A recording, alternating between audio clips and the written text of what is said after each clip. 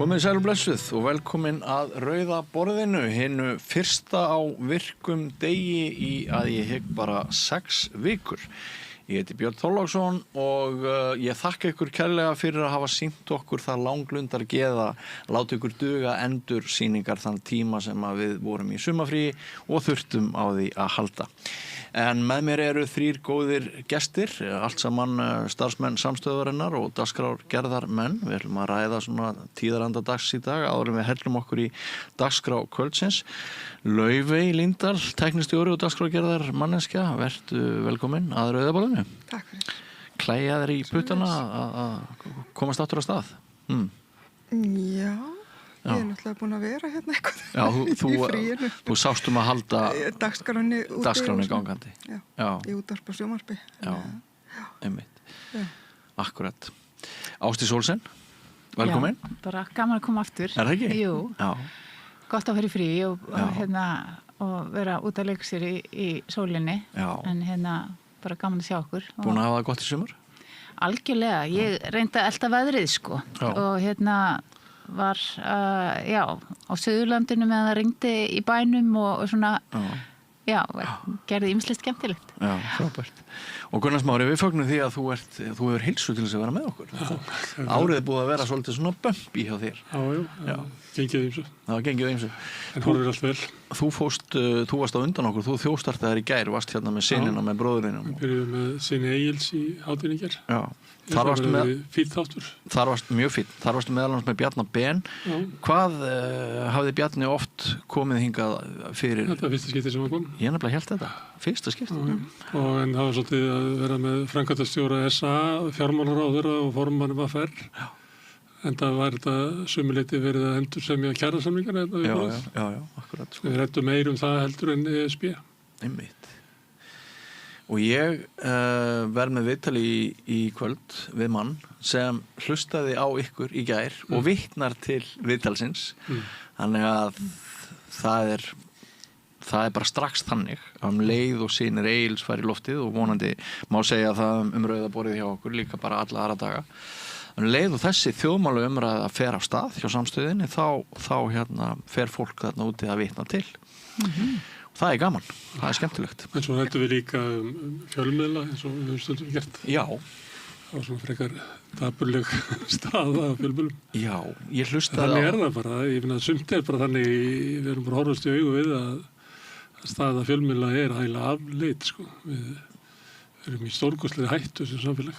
Það sló mig mest í fjölmiðlaumræðinni í gær að því er haldið fram að Ríkisútvarpið sé sko að taka, hvað maður segja, low hanging fruit, að nú séu þeir bæði að taka sko dýru og ódýru auglýsingarnar. Já, ég var eitthvað að reyna að benda það. Það væri fólk að auglýsa eða fyrirtæki sem ættir vel ekki að hafa efni á að auglýsa í svona sterkum miðli. Þannig er það náttúrulega. Já. Og allir sem hafa að ég horfði svolítið á fótboltan, þannig ég horfi aldrei á línulega dagskrá og sé ekki sjónvarpsauglýsingar. Byrjaði að vera alveg rosa hissa hvað auglýsingar það eru skrýtnar. En svo sá maður að það var svo mikið auglýsingu það sem að viðkomandi fyrirtæki höfður vel ekki efni á að búa til auglýsingu. Bara Jói Frendi fengi til að taka forstjóran upp sem var að sína stól eða heitan pott eða sánaklefa eða eitthvað svoleiðis. Þetta eru svona fyrirtæki, svona einnarbúðar fyrirtæki sem að í gamla daga höfðu ekki efni á heilsíðu í Mogganum eða Fréttablaðinu. Það gáttu keypt kannski heilsíðu í DFF eða eitthvað.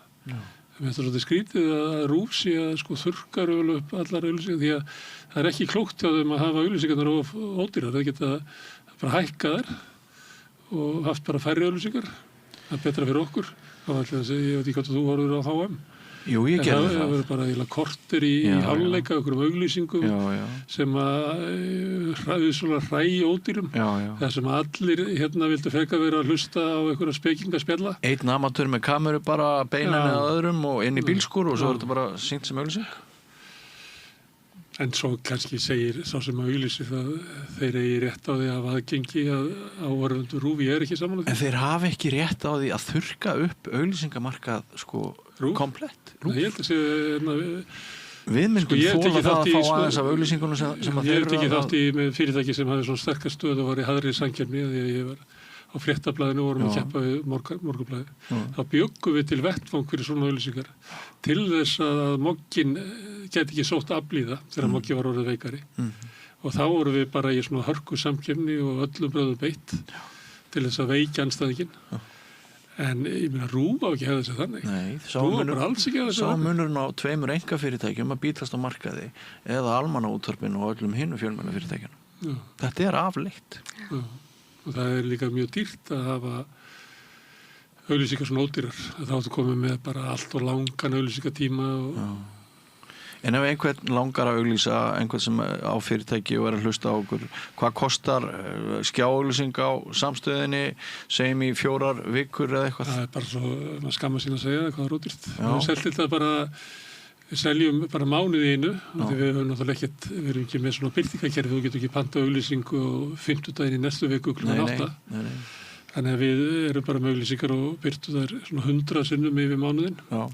Og seljum það á 200 krónur sem á 2000 krónur byrtingin. Já, það er ekki neitt. Og við erum með, þetta er bara einu sinni mælt hlustunina að það voru svona 40.000 mann sem sáu þætti samstöðunar einhvern tímann í vikunni. Já. Og ef þú byrtir auglýsingu aftur og aftur þá nærðu því. Já. Og þá er það, þetta er líklega ódýrt að þetta snerti verði í bænum. Já, og mín persónulega skoðun er að síðan við mældum þetta þá hafi áhorfið eða hlustunin jafnvel aukist 40-50%. Bara með það er alltaf fleiri og fleiri sem rífi handlíkin á manni þegar maður gengur niður Laugaveginn. Við vorum alla byrjuð í sjónvarpi þegar við mældum þetta sko. En við höfum ekkert verið að kaupa svona aðra mælingu við Nei, það kostar líka sitt. Það kostar sitt. Já.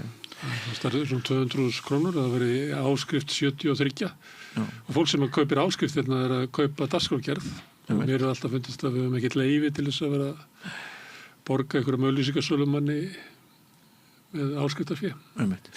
Gunnar Smári nefnir HM í fótbolta. Og ég er sekur líka um það, ég horfði á þessa stóru leiki þar. Ég líka. Það enduðu allir á því að vera ég er saklaus. Þú ert saklaus. En sko... Laufi ætlar ekki að horfa á Sólmyrkvöld. Laufi kemur ekki nálega þessu. Það er ekkert, aðrir horfa, það er ekki að horfa ekki. En fyrir utan HM, þá mann ég ekkert í sumarfrínu sem gerist þetta núti, annað en ESB umræðina. Það var bara HM og ESB umræðan. Án alltaf að tala veður líka, heilmikið. Já, svolítið veður. Það var skítað veður hérna á höfuðborgarsvæðinu. Lengi. Það er ekki vætu samast í júlí, frá því 1988 eitthvað svo. Já. Leði ykkur eins og þau var í svikin. Nei, ég sveiflast ekki svona með veðrinu sko.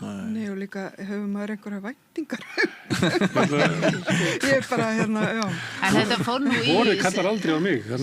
Vorið kallar á þig, aldrei kallar á mig. Ertu maður vetrarins?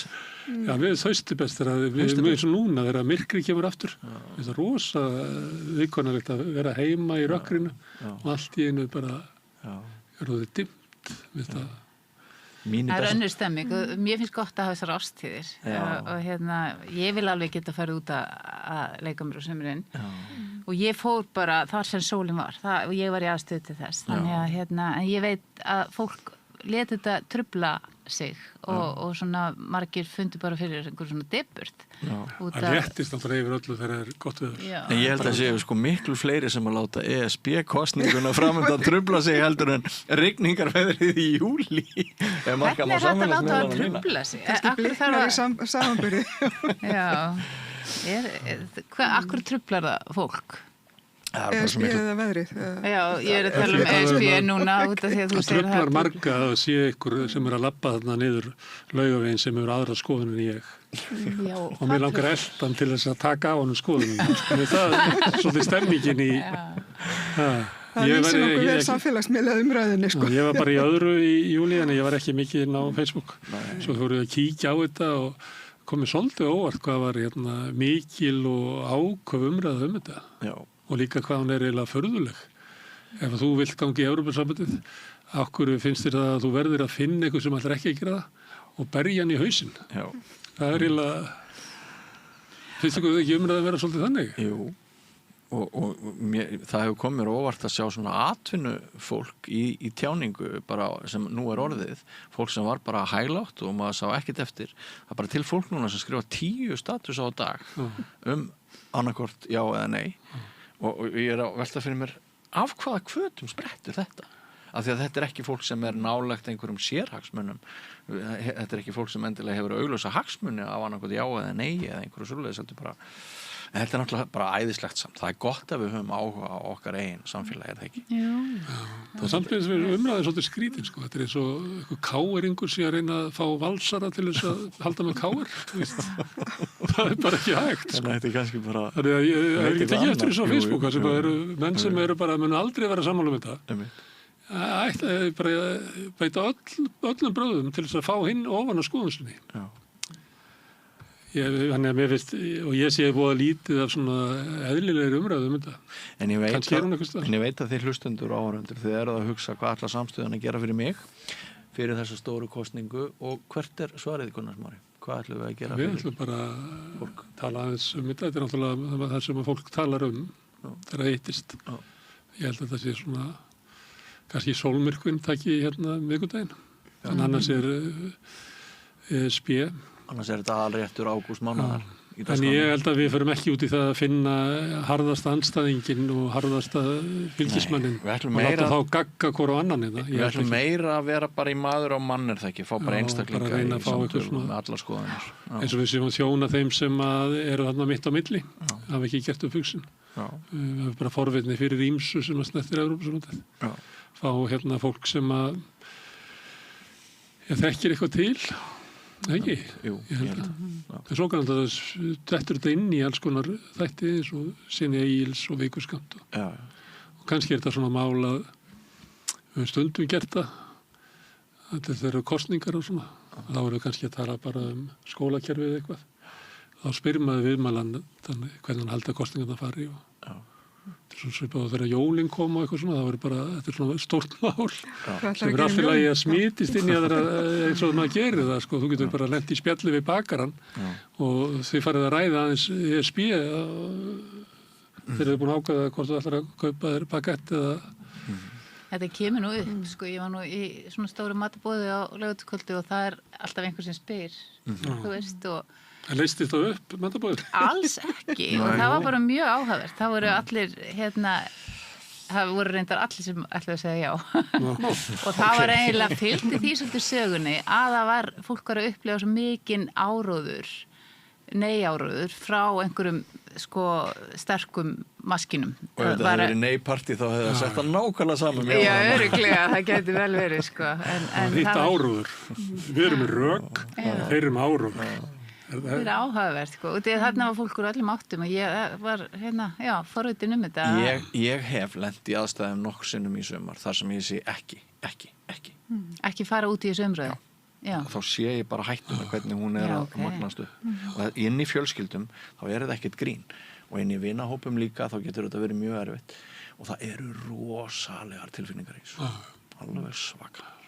Og samt erum við bara að segja já við að það verði skoðað. Þú veist, þess vegna það svo erfitt skilja. Hinir segja að það sé ekki bara það. Já, ótta einhver stjórn. Já.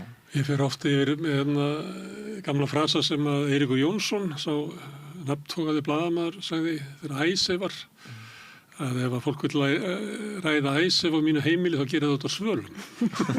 Svona eins og að fara út að reykja. Já, stundum finnst manni að maður þurfa að kunna þetta í sambandi á Evrópusambandið. Ef þú vilt fara að ræða Evrópusambandið hér, þá erum við bara að gera út á svölum. En okkar svalir verða þetta rauða borð. Við ætlum að ræða Evrópumálin dyggilega fyrir þig og meiri svo strax í kvöld þá hefum við leik á 2 sjónarhornum sem tengjast ESB. Ég ætla að fara yfir það aðeins betur á eftir. Erum við þá full rætt áður en við förum að kynna dagskrána eða eitthvað sem eitthvað langar til þess að miðla?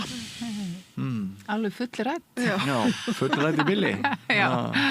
Fólk ofta að spyrja mig akkur þið stundum með svona kynningu þar sem þið mætið öll og stundum með bara einn sem að les dagskrána sem framöndan ekki svari bara það að okkur finnst við hæfa á degi eins og þessum þegar við komum aftur eftir langt frí að koma saman og svona hlustendum áhörundum að kynnast okkur með aðeins óformlegri hætti en það ekki regla að við gerum það við svona, þetta bara svona í allar áttir.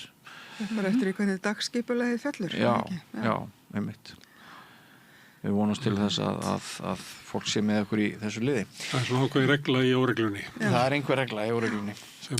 En ég ætla að enda þáttinn í kvöld á spjalli við mann sem heitir Steingrímur Ólafsson og hann hefur áður komið hér á Rauðaborðinu þá sem eini Íslendingurinn að talið sem að vinnur á norskum olíuborpalli.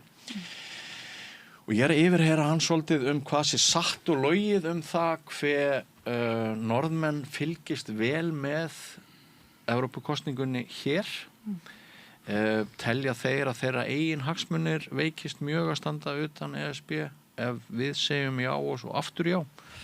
Hann fer yfir þetta með mér og fróðlegt að heyri í honum og líka það sem hann hefur að segja norsku olíuna stríð og frið í heiminum. Þannig að mæli með þessu spjalli. Það hafa verið afstæða normanna hefur verið yfirleitt mjög eindregið eða svona næstuð í 3/4 vilja ekki gangi í Evrópusambandið. En það hefur aðeins breyst á undanförnum missurum. Nýjasta könnun sem ég með frá því í febrúar þessu ári. Það voru 48 sem að vilja ekki fyrir Evrópusambandið og 38 vilja. Já. Og þetta miklu minni munur heldur var bara fyrir 10 árum og þá var 71-19. Einmitt. Þannig að ég spyr hann einmitt af því þú ert að nefna þessa tölur. En samt þetta ekki á dagskrá í Noregi. Sko. Nei, ekki beint. En ég spyr hann einmitt hvort norðmenn séu telja sig vera útsettari gagnvart innrás til dæmis Rússa eða Bandaríkjamanna út af því að olíu, það náttúrulega olíukreppa og stíplur í pípum sem áður olían rannum og þannig að það geti verið ein ástæða þess að það komi svona öryggis skilurðu, vinkil inn í þessa afstöðu, eða hvað? Hvað heldur þú? Já, ég myndi ef hann tekur bara Úkraínu innrás Rússa í Úkraínu að þá síðustu kannanirnar áður að þá var það svona 67-22 nú er það 48-38 þannig ég myndi halda að þessi breytinga og svona öryggis tilfinningu Evrópuríkjana og þeir náttúrulega eiga landamæri að Rússum ég myndi halda að það væri en ég hef ekki hugmyndu það, ég bara greini þetta á gríðalegri fjarlægð Akkurat.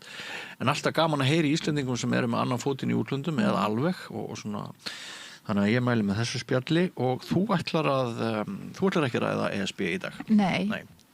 Ég var að spá í sólmyrkvann og fannst mjög áhugavert að heyra í konu sem er svona að skoða orkuna í þessu og stjörnurnar og hvaða áhrif þetta er að hafa á okkur og okkar svona andlega líf.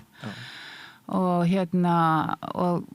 og það sem ég hef ekki hugsað út í og mér fannst áhugavert þegar hún sagði áður en að fólk vissi hvað sólmyrkvi var þegar að bara allt í einu skalla á neyða myrkur þá sturlaðist fólk jafnvel og mikil óryggi og ótti sem greip sig þannig að við erum nú allavega nálgast þetta með vitneskjuna en hún er að tala hvernig við getum nýtt okkur þetta til þess að vera kannski opin fyrir því að upplifa alls konar innra með okkur. Lifa betur, ganga til góðs, nýta sólmyrkvann sem andlega vakningu. Já, í rauninni og fullt af spámunum sem eru að halda því fram að tíðnin sé að hækka og við séum að fara inn í svona nýja orku og það sé... Það ímynda sér að maður viti ekkert hvað er í gangi. Það er best. Nei, eiginlega, já, meinar það eru örugglega ýmsar leið til en hún er kannski að segja, vertu svolítið heima. Vertu svolítið viðstaddur þar sem þú varst að upplifa. Það er ekki allir heima. Ég hitti konu frá New York í gleðigöngunni á laugardaginn. Hún er komin hingað frá New York nákvæmlega til þess að búa til einhverja mynd á þeim nótum sem að þú ert að tala Já. Þannig að þetta er ekki bara einhverjir Íslendingar að finna nýja tíðni og nýjar leiðir til þess að þekkja sjálfa sig og heiminn. Þetta er risa hreyfingar að mér skilst á henni bara út allan heim þegar svona viðburður verður. Það bara, þú veist, fólk allstaðar á heiminum að mæta hérna sem að einmitt svona forvitið þessi andlegu mál og hérna á Snæfellsnesinu núna. Það verður náttúrulega þessi hátíð. Já, Solar Eclipse hátíðin og þessi, hún heitir Natalie Lilja Ómarsdóttir og stjörnufræðingur og hún verður þarna með eitthvað einlegg og leiðsögn fyrir fólk. Já, þetta stórmerkilegt. Ég allir bara reyna að græða á þessu, þetta verður ekki svona sólmyrkva snúðar út í bakari og... Það eru örugglega margir að reyna að græða á þessu. En ég hlakka til. Sérstaklega nóakropp, sólmyrkva nóakropp. Ég hlakka til. Ég gerði einu sinni frétt fyrir Ríkissjónvarpið fyrir norðan og nálægt Grímsey með eitthvað deildarmyrkva hvað þetta hét fyrir einhverjum áratugum. Og ég gleymi því aldrei þegar fuglarnir hljóðnuðu, sko. Og þetta náttúrulega skala sem algjörlega ókunnur fyrir okkar kynslóð. Þetta risavaxið, sko. Þetta almyrkvi. Ég mjög spennt. Það verður rigning, eða ekki? Jú, því miður þá verður svona ekki albestu veðuraðstæður. En ég held að sé samt óþarfi að tala það, sko, að tala almyrkva niður. Það myrkvast. Það verður myrkur. Ég segi það. Svarta nótt. Klukkan 5 á þetta gerast hérna, skilst mér. Þú finnur mun á hitastígi. Já. Og kemur óvart hvað ferlið langt frá því að það byrjar að... Svo alltaf möguleiki, sko, að verði sólmyrkvi og hinga til hefur alltaf sólinn komið aftur. En það gæti ekki núna að hún kæmi bara ekki aftur. Já. Mann ekki vita. Já, fyrir þá sem að vilja, hérna, trúa... Já, það kannski ástæði til þess að velta fyrir sér að versta sem geti gerst. Það verður kannski að sólinn kæmi ekki aftur. Þetta ótrúlega spennandi fyrirbrigði. Ég hlakka svo mikið til. Ég veit að þetta mun koma við mína sálu. Alveg bara helling, sko. Mér finnst öll svona náttúru fyrirbrigði ótrúlega merkileg. En þú, að því að við myndust á gleðigönguna, þú ætlar eitthvað að kíkja á hvað hinsegin samfélagið? Já, heyrðu, hérna hann kemur til mér Björgvin Huldar Sofíusson sem hjúkrunarfræðingur. Já. Hann ætlar að fræða okkur hinsegin öldrunar þjónustu. Já. Og hann sem sagt búsettur í Danmörku og hefur starfað þar sem hjúkrunarfræðingur. Og þar náttúrulega, já, við heyrum það í viðtalinu eftir, en hann sem var að starfa á elliheimili sem var svona hinsegin miðað. Hann sagði reyndar að það voru ekki allir vistmenn þar hinsegin en flestir og það var svona sérstaklega hugað að þeirra þarfum. Hver munurinn á þessu og skóli án aðgreining? Já, þetta nefnilega, það eru náttúrulega alls konar málefni sem að snerta sérstaklega þá sem eru hinsegin þegar þau verða gömul. En hann sagði líka sem mér varst mjög áhugavert að mörg sem voru komin á þennan stað í lífinu að verða öldru sem við vonumst nú all til að verða einhver tíman. Að þegar þau fóru inn á elliheimili þá fóru þau svolítið aftur inn í skápin. Já. Vegna þess að allt í einu voru þau komin náttúrulega upp á aðra komin ókunnugt fólk sem var að koma inn til þeirra og þrífa og þjónusta þau.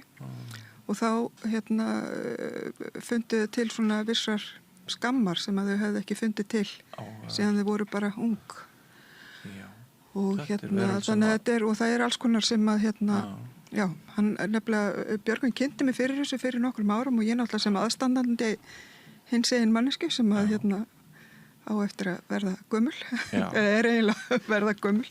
En svo skemmtilega vilt til að hún með okkur í þessu samtali, móðir mín Andrea Jónsdóttir. Og hún var nú ekkert smá töff sem DJ í gleðigöngunni. Já, í gleðigöngunni, einmitt. Það var geggjað að sjá hana eins og allt fólkið hana. Þetta voru 50 atriði. Já, einmitt, það voru 50 svona flottar. Ótrúlega magna.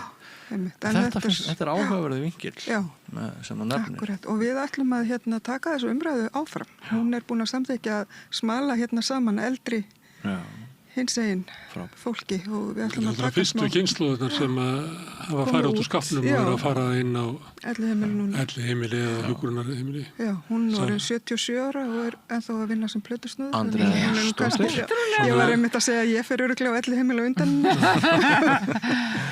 Stóru hóparnir til dæmis bara í Bandaríkjunum. Það kannski 25 ára, 68 eitthvað, þeir eru 83 ára í dag. Já. Og þetta miklu seinna á Íslandi. Þannig að það var ekki Hörður 74 í Samúel, Samtöki stofnuð 79. Það þannig að fólk bara rétt að detta yfir á eftirlaunaldurinn. Þessar stóru kynslóðir sem að... En það er fínt að við erum að ræða þetta og maður fann það í gleðigöngun og maður hefur fundið það á hinsegin dögunum sem nú eru liðnir, að það er svona aukin ákefð og þörf fyrir umræðu og átak út af þessu bakslagi. Það er ekkert mýta þetta bakslag. Það er raunverulegt. Það er raunverulegt. Og maður finnur það mjög sterkt á þeim. Það er skrítið að þeir hafa ekki verið með sína eigin göngu, svona gremjugöngu. Þessi sem eru láta regnbogafánan fyrir taugarnar á sér og svo ekki trans og getur þið verið, því þá hefði náttúrulega komið ljós að það er ekkert margir í þeirra göngu. Það voru ekki 100.000 manns í gleðigöngunni. Þetta var svakalega fylgt. Þetta er náttúrulega, gangan á Íslandi er náttúrulega sérstöku upp á þetta, að það er svo mikil almenn þáttaka í henni. Þetta er náttúrulega þekkist ekki. Og þau njóta svo mikillar blessunar ár eftir ár. Manstu hvað veðrið var gott? Svo bara akkurat þegar það var lokið, þá kom skýta veður. Mér finnst þetta svo oft hafa gerst. Þetta hefur nefnilega oft gerst. Þetta er alveg magna. Það er einhvern veginn bara sólinn, svona eins og skýin færist fyrir gönguna, sko. Magna. Þannig að þetta það er... Akkurat. Heyrðu, gaman að heyra þessu. Ég hlakka til að fylgjast með þessari umröðu Laufey. Já, við bara verðum með puttan á púlsinum. Puttan á púlsinum. Og ég ætla svo að hefja leik hér með spjalli við Guðmund Hálfdanarson, sagnfræðing. Fyrrum prófessor við Háskóla Íslands, nú prófessor emeritus. Alveg ótrúlega flottur viðmælandi. Góðvinur Rauðaborðsins. Já, góðvinur Rauðaborðsins. Gunnar Smári hefur náttúrulega oft leitt hann hér að ræða Trump og alls konar fleiri mál. Og ég ætla semst að fara aðeins yfir fullveldis hugtakið með honum í tengslum við ESB umræðana. Og mig langar að spyrja hann spurninga eins og hvort Íslendingar séu bara svo vanir því að fá allt fyrir ekki neitt. Þegar kemur að síðari tíma sambandi við útlönd. Marshall aðstöðin eftir stríðið og ESB EES-samningurinn náttúrulega bara búin að færa okkur gull og græna skóga og bara er það ekki inn í okkar þjóðarmengi út frá sögulegum forsendum að við látum eitthvað tilbaka í staðin fyrir það sem við fáum erum við svo hötu við erlendi yfir á svo mikið sögulega í sögulegu samhengi aftur í tíman. Mér langar að vita þetta. Spennandi. Er það ekki? Já. Eigum við þá ekki bara að fara að telja í. Já. Og takk fyrir komuna Gunnar Smári. Þú kannski segir aðeins við fólki sem er að hlusta á okkur eða horfa á okkur að hverða skiptir máli að greiða 10 til samstöðarinnar. Já, það er við lifum í tímum þar sem að auðfólk á alla miðlana, kannski fyrir utan RÚV. En það er eins og menn sjáðu náttúrulega hvað Morgunblaðið er núna. Þetta er orðið ég meina flokksblöðin í minni æsku voru ekki alveg svona slæm, sko. Nei, teka undir það. Og það er náttúrulega erfitt að halda upp í umræðu í samfélagi ef að allur umræðuvettvangurinn er meira og minna í eigu ríkasta fólksins. Þá voru við bara gestir í þeirra samfélagi. Og eina tæki sem við höfum er að byggja upp einhverja fjölmiðla sem mótvægi við þetta. Og ég held að samstöðun er ákvarlega efnilegur sproti í þáttina. Það verið allavega sjónasviftir að við gætum ekki haldið þessu úti. Hvernig gerast menn áskrifundur? Þá ferðu inn á samstöðu.is, þar hnappir sem þetta er áskrift. Það getur skráðið fyrir grunnáskristir sem er 2750 krónur. Það er ekki neitt? Nei, sem er hlægilegt. Ég nefndi Moggan áðan að full áskrift af Mogganum er yfir 11.000 krónur. Já. Það eru þeir sem að borga fjórfalda áskrift sem er slatti af fólki sem gerir það hérna. Því að þú getur borgað einfalda eða tvöfalda eða fjórfalda. Og svo getur fólk haka við hvort það vilji vera félagi í alþýðufélaginu. Það er alþýðufélagi sem ávar einhver samstöðuna og við mögum nú halda kannski aðalfundi því núna í haust. Okay. Taka svona ákvörðunum hvort við hækkum félagsgjöldin og annað slíkt. Og það er hugmyndin að okkur takist að byggja hérna upp fjölmiðil sem er í eigu áhorfenda og áheyrenda sem væri eiginlega bara sérstakt í heiminum. Sem að væri, það eru business modelið, eða svo það kallað, er líka tilhörnast það sem hérna, alveg svo margt í dagskrárgerðin okkar. Satt og rétt, spennandi, en við teljum í eftir andartak, það koma nokkrar auglýsingar og svo ræðum við Guðmundur Hálfdanarson, sagnfræðingur, hvað var að segja, óttan, yfirráðin og ESB. Góðir fjölmiðlar eru mikilvægur partur af því súrefni sem sérhvert samfélag þarf á að halda. En góðir fjölmiðlar þeir þurfa ekki endilega að vera hlutlausir, en þeir verða að vera sjálfstæðir. Alveg eins og góðir háskólar og traustir dómstólar þurfa að vera sjálfstæðir. Þeir þurfa að þjóna fólkinu, ekki valdinu. Ég heiti Þorvaldur Gylfason og ég styð samstöðina. Hótel Bjarkalundur. Tjaldstæðin eru opin, minigolf á staðnum og rafmagnshjól til leigu. Velkomin á Hótel Bjarkalund. Kennarar hafa ekkert á móti einhverjum í tölustöðum. Við þurfum bara að vita hvað tölurnar þýða. Við viljum að námsmatið okkar endurspegli áherslur í námskránni sem byggja á símati og ef við viljum breyta því þá þurfum við að taka okkur tíma í það. Það verður ekki gert á einu sumri. En við erum svo sannarlega tilbúin að gefa einhverjum í tölustöðum. Mótum framtíðina saman. Kennarasamband Íslands. Langar þig að byggja hús? Við hjá Arkitek færum þér heildarlausnina. Lóðir, hönnun, framleiðsla og uppsetning. Skoðaðu heimasíðun okkar, arkitek.is og hafðu samband. Samlokubrauð, maltbrauð, tékkneskt-brauð, súrdeigsbrauð, brauð ársins, Bernhöfts bakari, íslenskt handverk síðan 1834. Hvar skrái ég mig í áskrift? Samstöðin.is.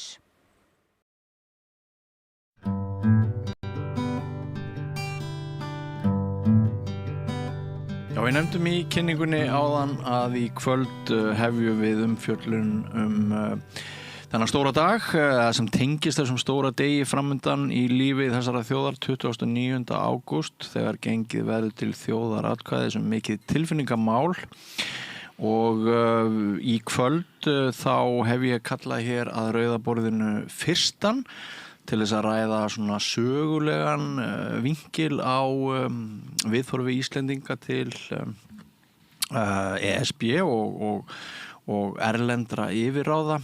Prófessorinn sem nú emeritus, ný hættur að starfa sem sagnfræði prófessor við Háskóla Íslands, Guðmundur Hálfdanarson heitir hann. Vertu velkomin, Guðmundur. Takk. Þú ert nú að segja má þokkalegur fasta gestur hér á samstöðinni. Ég komin okkur sinnum hér. Þú komin okkur sinnum og komið að ræða Trump meðal annars. Nú heyrðum við Kristrúnu Frostadóttur ræða Trump í viðtali við erlend podcast sem fóru víða daginn, The Rest is Politics. Þar veifaði hún ófyrirsjáanleika Trump, Bandaríkjaforseta gagnvart Grænlandi, sem röksemd yfir því að það gæti verið gott fyrir Íslendinga að nálgast ESB með öðrum hætti í stað þess að standa utan þess. Hvað segir svona menntun þín og kunnátta hvað maður á að segja hinn öryggislegu eða varnarlegu rök runnin upp sá tími eins og Kristrún gaf svolítið í skyn þarna í þessu samtali að það ekki á vísan að róa hvað varðar Bandaríkjamenn og ætti það að vera eitthvað sem við vorum að ræða núna áður en við göngum til atkvæðis 29. ágúst. Já, ég held að það sé nokkuð augljóst að frá lokum síðari heimsstyrjaldar þá höfum við treyst á samstarfið Bandaríkin sem svona okkar öryggismál, við höfum bara einfallega útvist að þeim málum.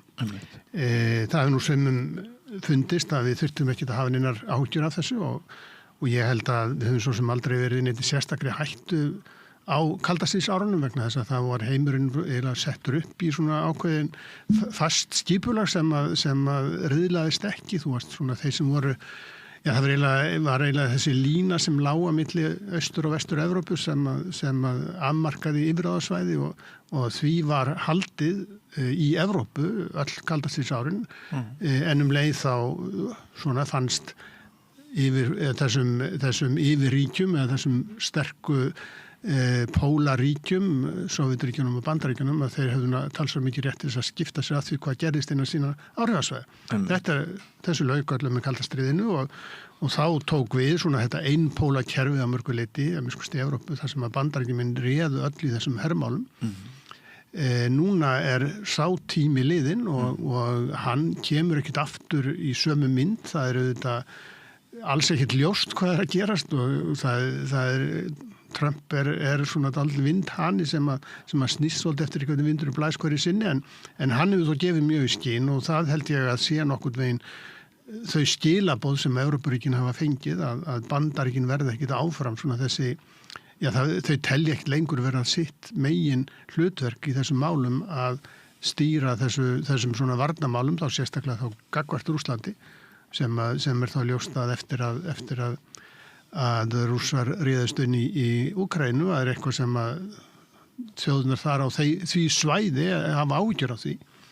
Við svo sem þurfum ekki ágjör af því að við erum landfræðilega ansi langt frá þessum átakasvæðum en öryggismál auðvitað snúast svo margt fleira, þau snúast líka netöryggi, þau snúast umræður það hvernig búum við til heim þar sem þar sem ríkir ekki ráðast á hvert annað svona tvist og bast og við getum svo sagt að þetta kemur okkur ekkert neitt við að því að við ætlum ekki að hafa neitt her og það hlutum til alveg rétt en held samt sem áður að ekkert fullvalda ríki í heiminum nokkur sinni í sögunni hefur bara sagt öryggismál komir ekkert við, ég ætla ekki að skipta mér að því, ég ætla ekki að pæli því það eitthvað sem að öll fullvalda ríki var pælt í og komið til með að pæli og við getum kannski sagt að þessi breytta staða í þessum málum að hún kemur til með og þegar búin að koma af stað og hrindast ákveðnu breytingum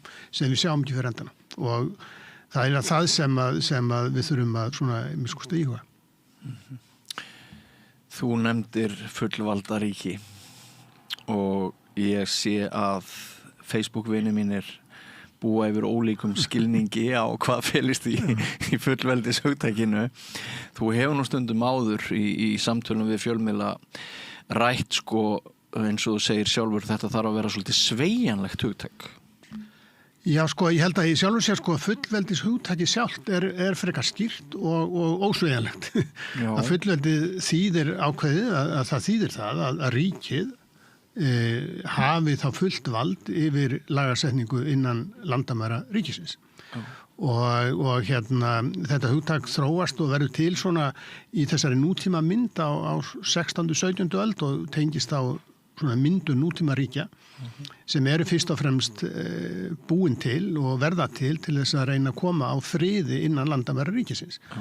16. öldin tími alveg gríðarlega borgarastyrjalda sem að tengjast á svona trúarbragðadeilum og það má segja á endanum hafi bæði, við getum sagt, íbúarnir og yfirvöldin þreist á þessu ástandi og þá komið fram þessar hugmyndir að innan ríkjana sé eitthvað vald sem algjört og þetta vald verði ekki af höndum látið. Og þetta vald kemur raunverulega í þessum skilningi frá Guði. Guð eini fullvaldurinn en Guð ekki á jörðu niðri þannig að það eru þá einhvers konar upphafið þá sjá mér einhvern veginn að þetta sé vald sem komið frá Guði til valdhafana en hvernig sem að við skilgreinum þetta þá að það sé til þá einhvers konar algjört vald innan ríkisins. Já. Þessi hugmynd kemur fram á, eins og við segjum, seint á 16. öld og 17. öld, þróast og verður síðan smám saman leiðir til þess eða hvort hún leiðir til þess eða endurspeglar ekki gott að segja, þá styrkt ríkisvald sem að kemur fram á Íslandi mjög greinilega að danska konungsvaldið verður sterkara eftir síðaskipti þegar þeir taka yfir þá raunverulega kirkjuvaldið. Þeir taka yfir að mörgu leyti svona þetta svona efnahagsleg tengsl Íslands og umheiminni gegnum einokonaverslun og síðan verður einveldi hér Íslendingar viðurkenna það 1662 en á 7. áratug 17. aldar verður danska ríkið, konungsvaldið, eiginlega fyrsta raunlega skrifu stjórnarskrá sem verður til, sem að skilgreinir vald konungsins, verður til í Danmörku, konungalögin frá 1665, sem einfallega setja þetta niður í lög, að konungurinn ræður öllu. Konungurinn uppspretta valdsins og þá bæði framkvæmdarvaldsins, dómsvaldsins og löggjafarvaldsins. Það var ekki síst dómsvaldi sem hafi verið mjög tilviljunarkennt og veikt þarna. Já, og reyndar sem sagt Ísland byrjaði þetta svona sinn ríkisferinn, kannski sagt með stofnum Alþingis, en þar er það raunlega dómsvaldi eða eina valdi sem að og einhver leyti löggjafarvaldi en það ekkert framkvæmdarvald. En eins og ég segi, þetta gerist ekki 2003, þetta gerist á mjög langur tíma, en það sem er raunverulega ekki gleymist, það sem er aldrei sett í neina reglur og það er þá raunverulega valdið á milliríkjana. Hver ræður í samskiptum ríkjana? Þannig við getum kannski sagt að Evrópa alveg frá því að þessar svona fullveldis hugmyndir og ríkisvald fer að styrkjast þetta á 16. og 17. öld, að það eru ríkir eilífur ófriður. Af því að þessi ríki þó svo að þau lýsi því yfir að þeir í fullveldinu felist að þú megir ekki skipta þess að fullveldir annar ríkja þá hlusta þau ekki á það, finna sér alls konar ástæð til þess að berja hvert öðru og þannig að það er eilífur ófriður í Evrópu alveg sem að við getum kannski sagt að endi með þá ósköpum síðari heimsstyrjaldar. Og þannig að þá verið dálítið mikið að takast á það. Hver er þá fullvalda í alþjóðlegum samskiptum? Það talaði um ríki náttúrunnar eða ástand náttúrunnar. Í náttúrunni er engin lög samkvæmt þessu og það bara er þá... Það vitni Hobbes. Já, hann er einn af þessum svona kenningasmiðum fullveldisins með bókinu Leviathan sem kom út miðja 17. öld. Og hann segir að í ríki náttúrunnar eða ástandi náttúrunnar þar er bara hver einstaklingur sem ræður og hann bara sterkir ræður í hunu veika. Og þetta hefur svo sem verið sjálfur sér og var í sjálfur sér það ástand sem ríkti í samskiptum ríki alveg fram fram í miðja 20. öld í Evrópu. Og það gerðar alls konar tilraunir til þess að reyna að koma einhverju skikki á þetta. Eftir fyrri heimsstyrjalda þá stofnað þjóðabandalag sem hafði ekkert raunverulega framkvæmdavald og síðan voru einn af þeir sem áttu hugmyndina þjóðabandalaginu voru mörgveið, sá sem áttu hugmyndina kannski sterkastur var Bandaríkjaforseti en Bandaríkin gengu ekki í þjóðabandalagið og þannig að þjóðabandalagið var aldrei mjög sterkt. Sameinuðu þjóðirnar eftir síðari heimsstyrjöld eru stofnar í þessu skyni líka en eins og við vitum að þá hafa Sameinuðu þjóðirnar þeir hafa gert mjög jákvætt og í samskiptum ríkja en þeir kom ekki í veg fyrir stríð af því þar ekkit framkvæmdavald og svona framkvæmdavald í höndum öryggisráðsins þar sem eru 5 ríki sem hafa neitunarvald og þau bara hafa ef þau ekki sammála þá þetta eru Sameinuðu þjóðirnar afllausar. Þannig að þetta sem sagt, þannig að hugmyndunum fullveldi er skýr en það hvernig við beitum þessu og hvernig ríkin raunverulega reyna að mynda einhvers konar mótus í vendi, einhvers konar leið til þess að vinna saman þannig að þau komi vekk fyrir þessar eilífu styrjaldir. Það er það sem hefur svona vafist fyrir ýmsum og hvernig við svona samrömmum því þá hugmyndinu hið fullvalda ríki. En hvað hyggur þú að skýri landráða brigslin sem nú heyrast víða sko að ef ég held að segi það upphátt í hópi fólks að ég telji rétt að við segjum já 29. ágúst og ef mér líst vel á samningin sem að verður boðaður þá ef já við ræður þá telji ég ágætis hugmynd að ganga til liðs við Evrópusambandið. Hvað heldur það skýri landráða brigslin sem að eru nokkur ráðandi núna í orðræðinni víða það í þessum fullveldi skilningi að þá ráðu við ekki okkur lengur sjálf og maður sé einhvers konar kvistlingur? Já. Þetta auðvitað sko, þegar við fer að saka aðrum landráð og þá auðvitað komin í ákveðin rökþrótt af því að landráð eitthvað sem á sér enga réttlætingu, landráður eitthvað sem er alveg gríðarlega vont. Hins vegar er það alveg gild hérna umræða að ræða það á hvaða hátt getur íslenska þeir þegnar Íslands ákveðið að vinna með öðrum þannig að við þurfum að gefa eftir ákveðina þætti í fullveldinu, ekki þannig að við þessum afsölum þeim en að það sé ákveðið framsal farið fram. Ég meina þetta hefur við gert aftur bak og áfram eftir síðari heimsstyrjöld og þar að við hluta til gerist með inngöngu í NATO. Varnarmál eru gríðarlega stór þáttur í fullveldinu, það stundur sagt að fullveldið eigi sér svona 3 meginstoðir, það er í fyrsta lagi er það svona hið efnahagslega fullveldi að þjóðin geti svona séð sjálf fyrir sér, það er ekki efnahagslíf sem gera það verkum að menn svelt ekki og eigi til hnífs og skeiðar. Það er menningarlegt fullveldi þannig að þjóðin getur búið sér þá einhvers konar menningarlíf sem að gera það verkum að það getur lifað innihaldsríku lífi, menntakerfi og menningarstofnanir og annað slíkt. Og síðan er það svona öryggisfullveldið og það felst í tvennt í því að annars vegar þá ríkið að sjá til þess að borgararnir, það er svona innra öryggi, að borgararnir sé ekki að skera hvernig annan háls og það séu lög í landinu sem að verndi þá bæði lífmanna og eignir, gagnvart þá öðrum íbúum innan ríkisins en síðan einnig að verja þá landamæri ríkisins gagnvart árásum utanfrá. Þannig að sá hluti fullveldisins hefur aldrei verið í höndum Íslendinga. Hafið var okkar vörn en það reyndist nú ekki alltaf vel en yfirleitt vorum nokkurn veginn látin í friði af utanaðkomandi árásum en þó að það hafi undantekningar þar á.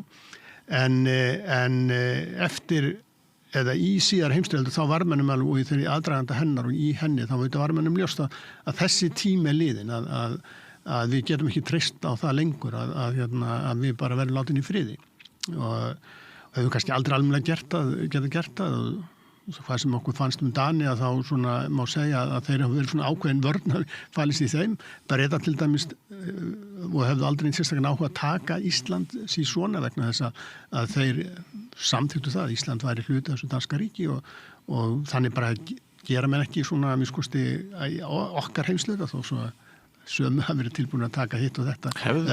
Hefðu Bretar hugsanlega haft áhuga að taka okkur eða þeim ekki verið undir dönskum yfirráðum? Já, ég meina, þeir hefðu greinilega áhuga á að fiska við Íslands strendur og akkur ekki, ég meina, þeir tóku Nýfundaland og annars líkt, þannig að það er ekkert svona eðli hlutana sem segir að þeir ekki geta haft áhuga að taka Ísland líka, en þeir gerðu það ekki og það komið svo sem hafa heyrst alls konar sögur það að Ísland hafi verið til sölu, að Danakonungur hafi reynt að skipta á Ísland og ýmsu öðru. Ég held að það sé nú ýktar marga hverjar en til dæmis í Napóleónsstríðunum að þá gátu Bretar tekið Ísland en gerðu það ekki og íga með út af þessum reglum það að þú hirðir ekki lendur fullvaldaríkja ekki bara sí svona að þeir fiskuðu við Íslands strendur og voru ekkert sérstaklega hrifnir þegar Íslendingar fóru að reyna að rekja þá í burtu þannig að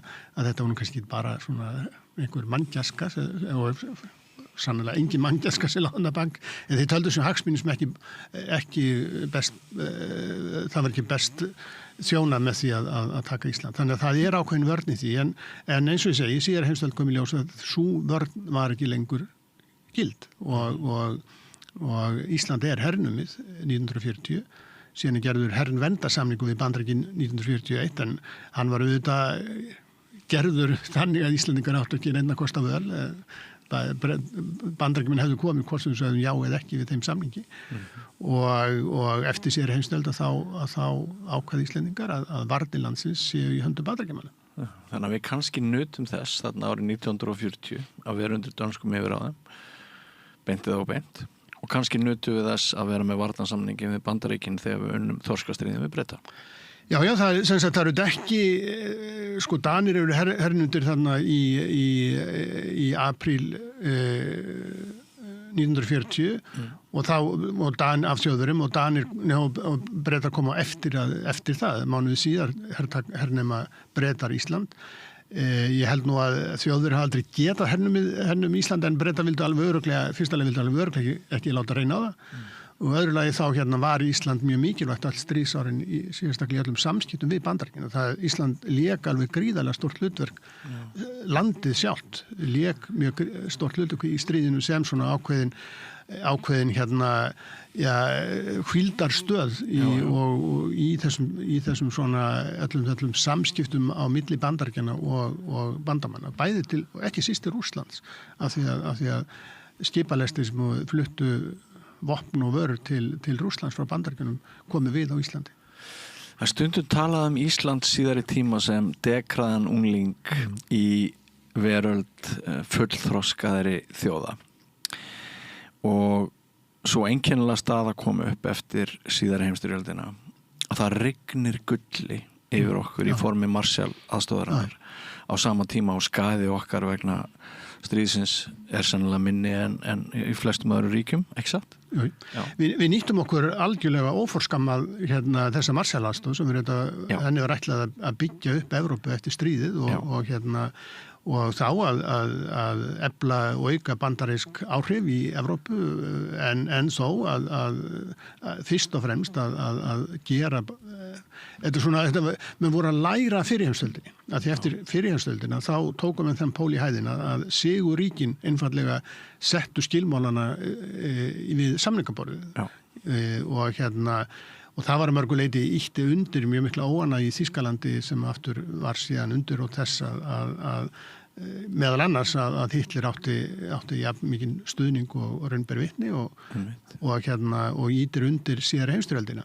Þannig að Bandaríkjamenn eru mjög ákveðnir í því eftir síðari heimsstyrjöld að endurtaka ekki þennan leik, að það væri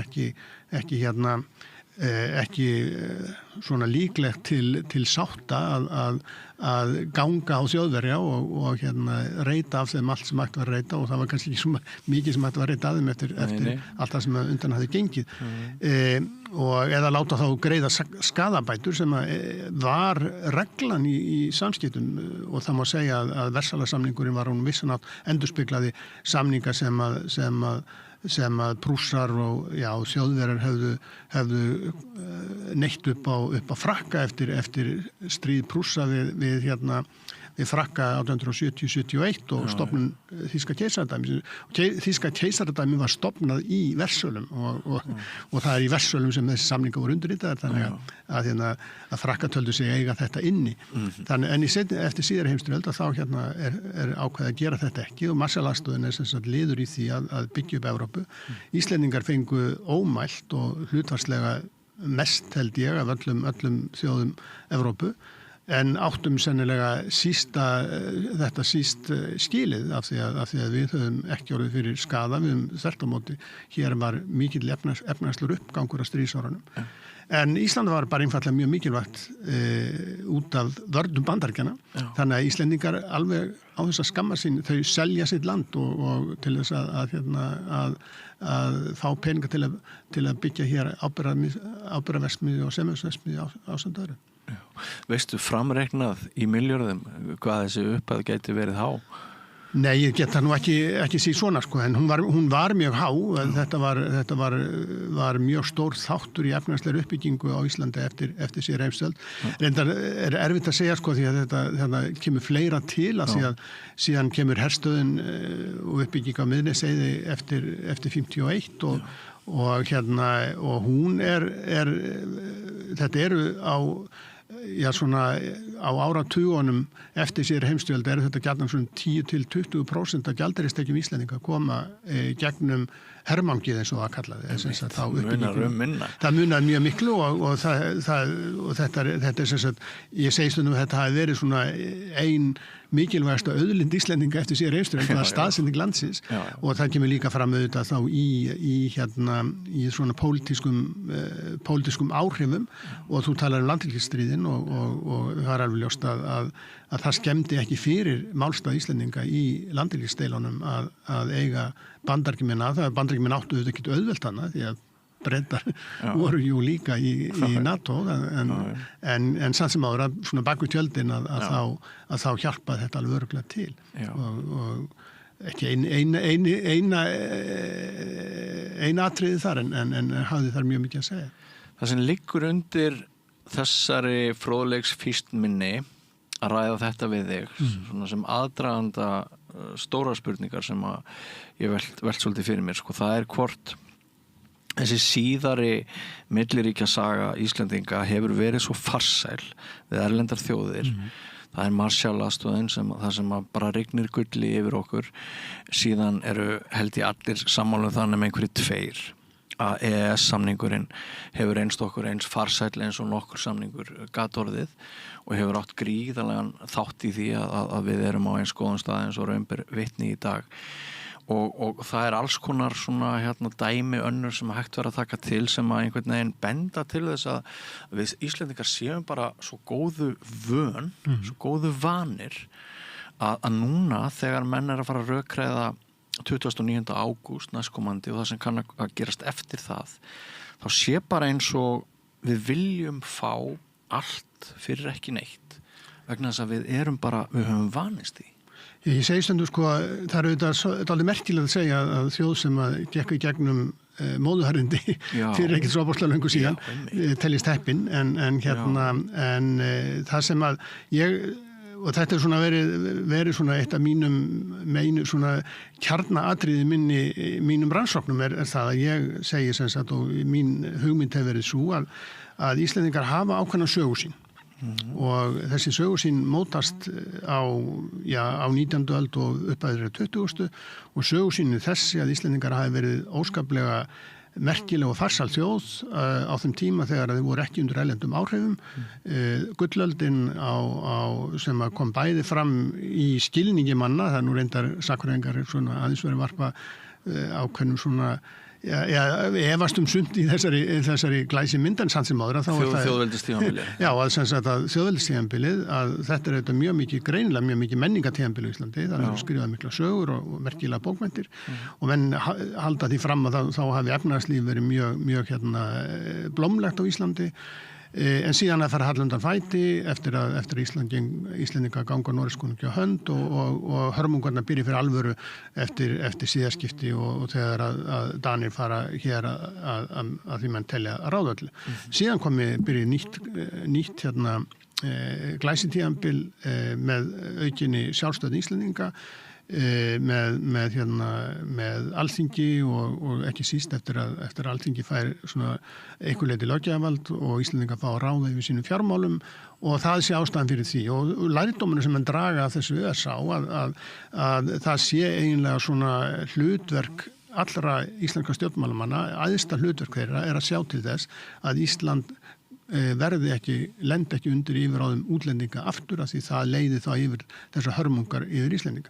Vandinn við þessi söguskoðun stendst ekki sögulega skoðun af því að Íslendingar auðvitað svona ef við lítum að það sé jákvætt að hér sé nútíma samfélag með svona heilbrigðiskerfi og samgöngukerfi og svona almenni velmegun að þá síðar heimsstyrjöldin sá tími sem að við náum tökum hvað stærstu skrefin í þessa átt og það akkur svo tími þegar Íslendingar undir ef Íslendingar einhvern tíma verið undir valdi erlendra þjóða þá það á þeim tíma því að Danir voru alltaf mjög fjarlægt vald og ég held að frekar að Danir hafi kúað Íslendinga og arrænt og þá þeir fyrst og næst þeir mjög afskiptalausur Ísland og, Já, þeir voru áhuga litlir mjög áhuga litlir og það alveg merkilegt að því að þeir hefðu getað byggt hér upp fiskiðnað þess vegna en þannig það eina af þessu heppni sem við talum Íslendingar voru mjög heppnir að því að hér hafði ekki verið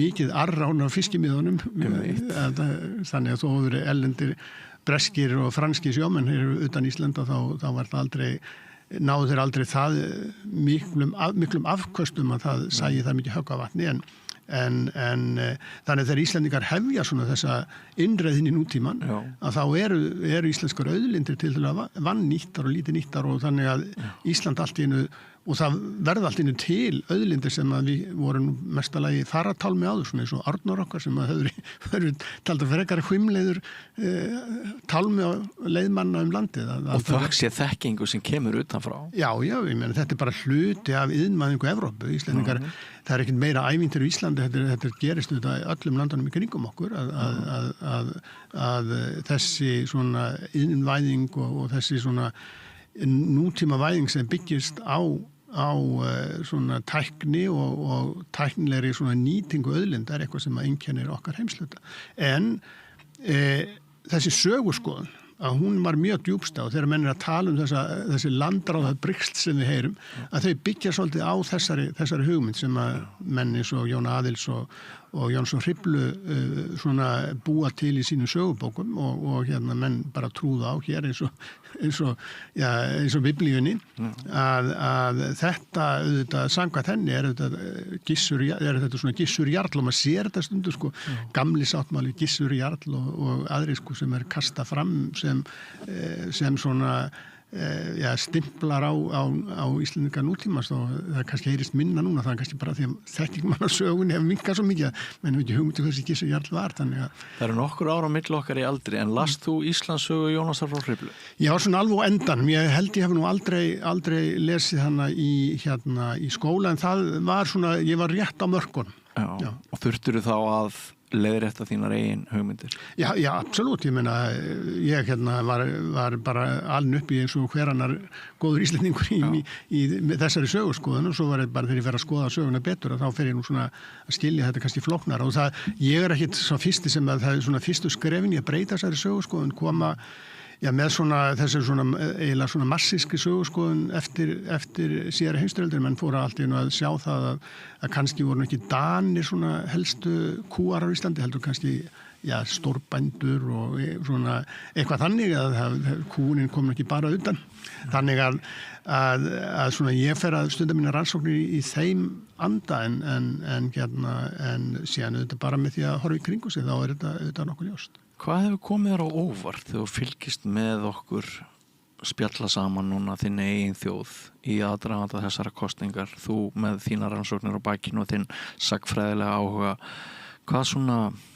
hvað finnst þér áhugaverðast? Sko það sem eina sem hefur komið mér á óvart er það ég er svona að undirbúa það að skrifa bók um þessa sögurskoðun, bara svona stutta bók og það var svona megin hugmyndin svo að þetta, ég ætla að nota sögursýningu sem var 1944 hér í Reykjavík af augljósum ástæðum og það sem að þessi sögurskoðun nær svona eiginlega sínu hámarki, þar er hún alveg bara sett fram og við hefum góða lýsingar á þessari sýningu og svo ætla ég að bera saman í sýningu sem var 2018 þar sem talsveit önnur sögurskoðun kemur fram og svona mín hugmynd var svo að þessi gamla sögurskoðun hefði mjög látið undan síga svona síðustu árum með alls konar breytingum með nýjum samskiptamöguleikum á interneti með mikilli fjölgun innflytjenda á Íslandi með svona miklu svona sterkari tengslu útlönd með EES-samningnum sem að þetta tengir Ísland mjög inn í Evrópuvæðinguna.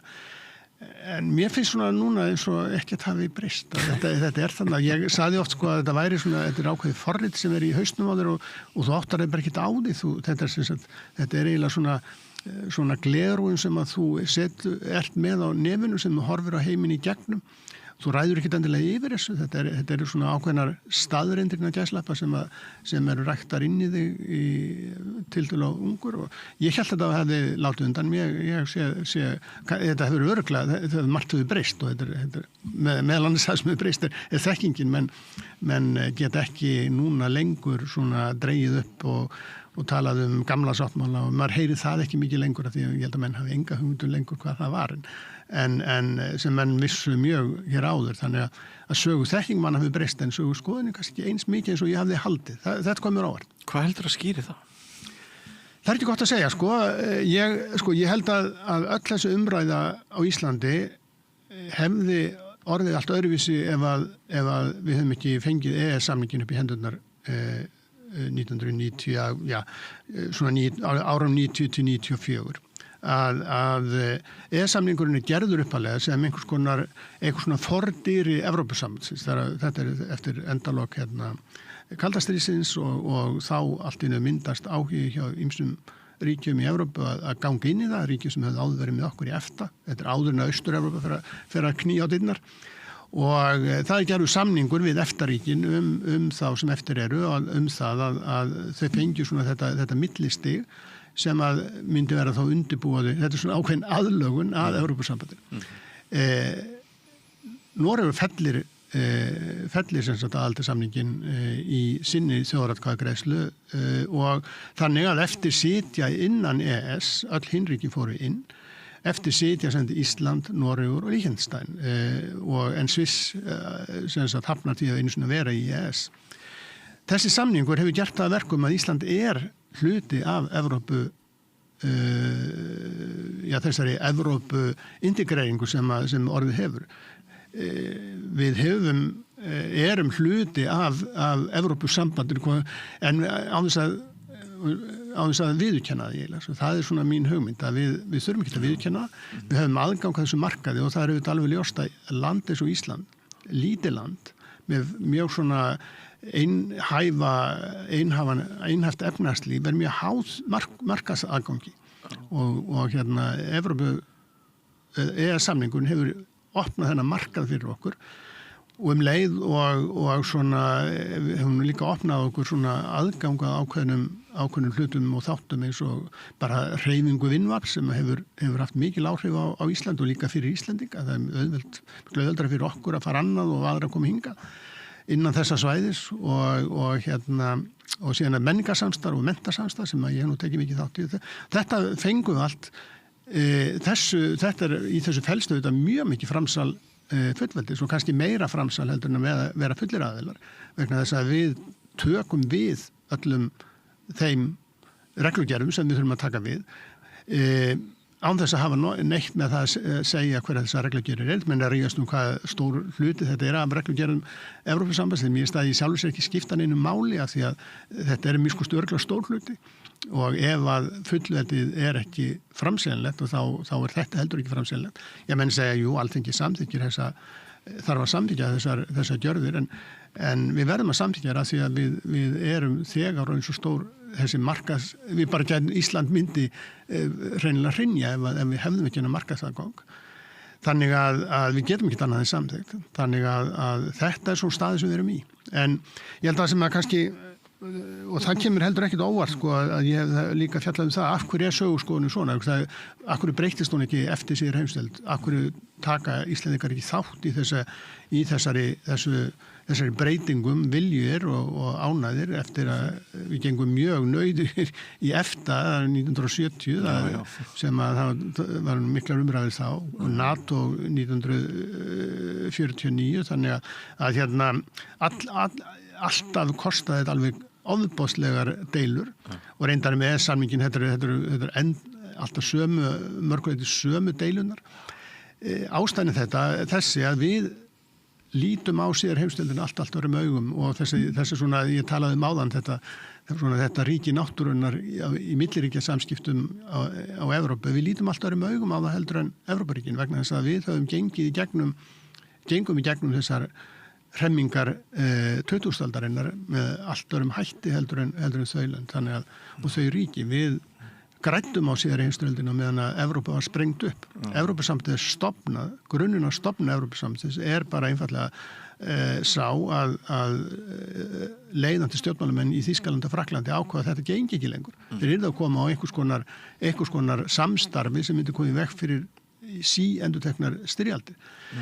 Þessi hvati hefur aldrei verið til á Íslandi og þó svo núna séu liðin yfir 80 ár frá endalokum síðari heimsstyrjaldar að þá býr þetta ennþá í sögum, þetta býr ennþá í minni fólk man eftir þó svo sjálft ekki upplöða þetta, heyrt sögunar frá því lengra sem það lengist en alveg framöndi þetta og ennþá þetta til mjög margt fólk sem að man þetta Þessar minningar eru ekki fyrir hendi á Íslandi og þess vegna einhvern veginn, það svo erfitt einhvern veginn að horfa, Íslandingar erfitt að horfa á þetta með bara svona spurningum evru og vexti en á meðan í Evrópu þetta líka miklu meira spurningum bara, hvernig ætlum við að reyna að lifa friðsamlegu lífi í álfunni og þetta einum ástæðum Íslandingar horfa á þetta öðruvísi og það bara eins og það Þannig að sagan, einangrunin, lega okkar, það að við erum eyja,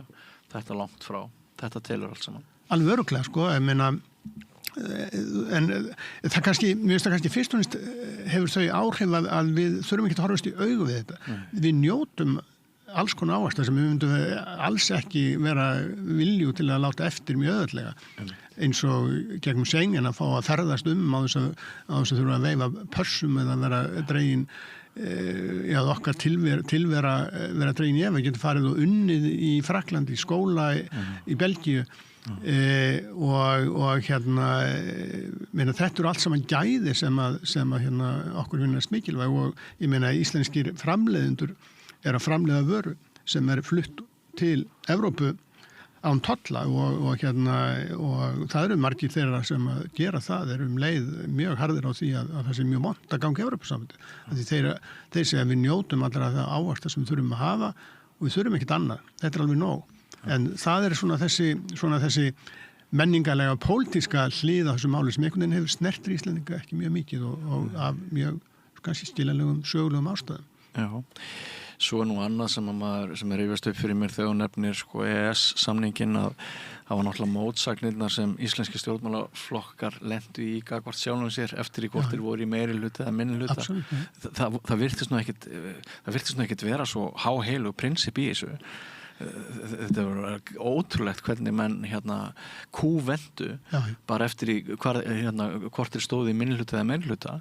Já, ég held að sko það sem þannig bakvið það að allir stjórnmálamenn hvar í flokki sem eru vita það alveg, þetta nauðsynlegt, þetta kannski þurfum að taka fyrir nefi til þess að gera þetta en ég hef ekki heyrt nokkurn stjórnmálamann í ábyrgðarstöðu nokkur til að halda því fram að við ættum að segja upp EES-samningnum. Það einstaka öfgamenn sem að segja það, en það eru mjög fáir og raunverulega þessi öfgastefna mun lógiskari, ég meina ef að fullveldið svona ofboðslega mikilvægt þá það bara lógisk afstaða og segja þá verðum við bara að standa á okkar eigin fótum og gera þá tvíhliða samninga út á suður og það getur vel verið að það sé hægt en ég bara hræddur það að í þessum heimi sem við búum í núna og það er eina ástæðan fyrir því EES-samningur gengur upp og það normin eru þannig sko. Að við höfum ekkert bolmagn til að ef að normin gengur inn og þó svo að þá samningum myndi, við skulum segja það hann myndi bara halda, þá erum við allt inn að fara að standa ströymum af þeim kostnaði sem að fylgir því að vera í þessari stöðu. Það er þetta heilmikill kostnaði sem það er reka dómstóla, það er reka alls konar stofnanir sem eru EES-stofnanir. Og ég ekkert við höfum bálmagn til þess en ef menn ætla að vera raunlega samkvæmi sjálfum sér í þessar umræðu og þá eru það þeir sem stóðu mjög gegn EES-samningnum árið 1993 eða þegar við vorum með Samvíkjan sem töldan vera mikið glabræði og standa núna og segja þessi mikið glabræði að ganga í Evrópusambandið. Það ætti þeir að bara rifja dusta ríti af gömluræðunum og fara að berjast fyrir því að við göngum úr EES. Ég meina það er lógist. En þú segir að það hafi komið þér á óvart að gamaldags söguskoðun og ekki ölluleiti þá sannleikanum samkvæmt gangi aftur núna, ekki satt? Jú sko, og þetta ég skrifaði bók árið 2001 sem að Íslenska þjóðríkið Endimörk og ég man ekki upp á Endimörk og þetta menn túlku þetta Endimörk og ég neitaði því alltaf að þetta þýddi ekki endalok, það var ekki það sem ég var að segja en að vissanhátt hélt ég það sko samt ég sagði það aldrei en það tók nú ekki mörg ár þegar ég sá að þjóðin sko það er lógist í sjálfu sér að þjóðnistefnan hirfi eftir knattvæðingu og öllum hræringum en bara maðurinn hugsar ekki og framkvæmur alltaf eftir lógík. Þjóðnistefnan er ennþá mjög rótgróin, mjög sterk og svona mörguleiti þá sko menn eru að halda ég ekki þjóðnisinn og eitthvað, það bara eitthvað vont. Þjóðnistan bara svo lífsýn sem að allir Evrópabúar hafa upp til hópa. Hvað sem við segja, það eru til einstaka menn sem eru raunverulega inn við beinið alþjóðasinnar eða sem sagt óþjóðlegir. Kannski fólk í Luxemburg eða eitthvað sem lögst eftir manni í hug. Já sko, það bara eiginlega, það allstað þannig að það þjóðin það sem heldur utan svona þessa svona yfir eiginlega ríkis sín manna. Þjóðríkið bara einfallega mjög sterkt að þetta það í Evrópusambandinu. Það hafa verið svona umræður og það hefur komið umræður sérstaklega eftir Maastricht og það umræður sem ég var að hugsa þegar 2001 sem að sögðu, já, nú komin tími til þess að búa til einhvers konar evrópskt sambandsríki. En svo hugmynd náði aldrei flugi og ég ekkert einu, og ég sjálfur ég þjóðnisinni, ég meina af því að ég bara það bara svo jörð sem ég stend á og ég ræði ekki við það. Ég íslendingur, hugsa á íslensku og tala íslensku og þykir vænt þetta tungumál og þessa menningu og þetta land. En hvernig við aðlögum það að þessum breyta heimi, það bara pólitísk spurning og þessi kosningar núna 29. ágúst þetta ákveðið bara þáttur í því og þeir sem að verða undir í þeirri kosningu verður bara að vinna úr því og vinna með það en það þannig ákveðni þætti sem að ég verða við ekki að fara svolítið töðunar á mér og það snýst kannski fyrst og fremst að þeirri hræsni sem ég fyrir svona stundu snúast í því að vera tilbúin að mæra evrópska efnahagsvæðið en ekki vera tilbúin til þess að miskusti ræða það ekki skynsamlegra bæði fyrir framtíðina að stíga alveg inn eða miskusti ræða það, sjá til hvað er upp á að bjóða að ég held að þessi samningur hann einfallega mjög einkennilegur að því Evrópusambandið byggir á ákveðnum hugmyndum pólitískum hugmyndum og við svona svolítið erum að segja við erum stikkfrí frá þeim og ég alveg samfærum það að svona þegar við fyrir að reyna á til dæmis þessar breytingar sem við sjáum til dæmis núna í tollamálunum að það fara að reyna á þessa hugmynd og þá allt í einu Evrópusambandið fara að segja já, þið eru ekkert í Evrópusambandinu, við sendum toll á ykkar vörur eins og annara utan Evrópusambandsins. Það gætu, þarna eru svona ákveðin núningur, það gætu vel verið að það kemur upp einhverjir fiskimenn á Spáni eða Írlandi sem segja, já, akkur við að flytja inn íslenskan fisk án tolla, fyrst að þeir vil ekki vera menn. Það eru svona hlutir sem að ég svona velti fyrir mér. En leið þá getum við líka sagt sem svo að Evrópusambandið getur breyst og þar eru núna mjög öflugir, mjög róttækir hægriflokkar sem að ég ekkert endilega vissum að ég myndi nú endilega vera neitt sérstaklega mikið að binda mig trúss við sko, þannig að Evrópusambandið getur líka breyst á næstu árum, þannig að það ekkert endilega mjög svona, hvað maður segja, lokkandi samkoma en Ísland getur svo sem breyst líka. Já. Sko, þú nefnir hræsnina, mér kemur óvart hver tilfinningaskotin umræðan oft á kostnaðarraka, mér finnst hún líka grunn og mér finnst klassíst að menn eru með einhver 3 orð sko sem bara tönglast á og jafnvel eru til menn á Facebook sem bara eltu upp í allar síður þeirra sem ekki hafa sömu skoðun og skrifa augljóslega fjölrit alltaf sama textan. Ég veit ekki alveg í hvaða tilgangi þetta svona það trúarbragða kemur að sumu sem að Og þetta á við báðar fylkingar. Á við báðar fylkingar, algjörlega saman. Það einhvern veginn mjög erfitt og ég held að hluta til erfitt að taka svo umræðu vegna þess að við vitum eiginlega hvað erum að tala um. Það eru að tala samning sem að tala út frá einhverju samningi sem að hefur ekki verið gerður. Sumir segja að það sé hann opni bara hlið himnaríkis fyrir okkur, aðri segja að þetta opni þá hlið helvítis. Já, eigið öllum okkar auðlindum.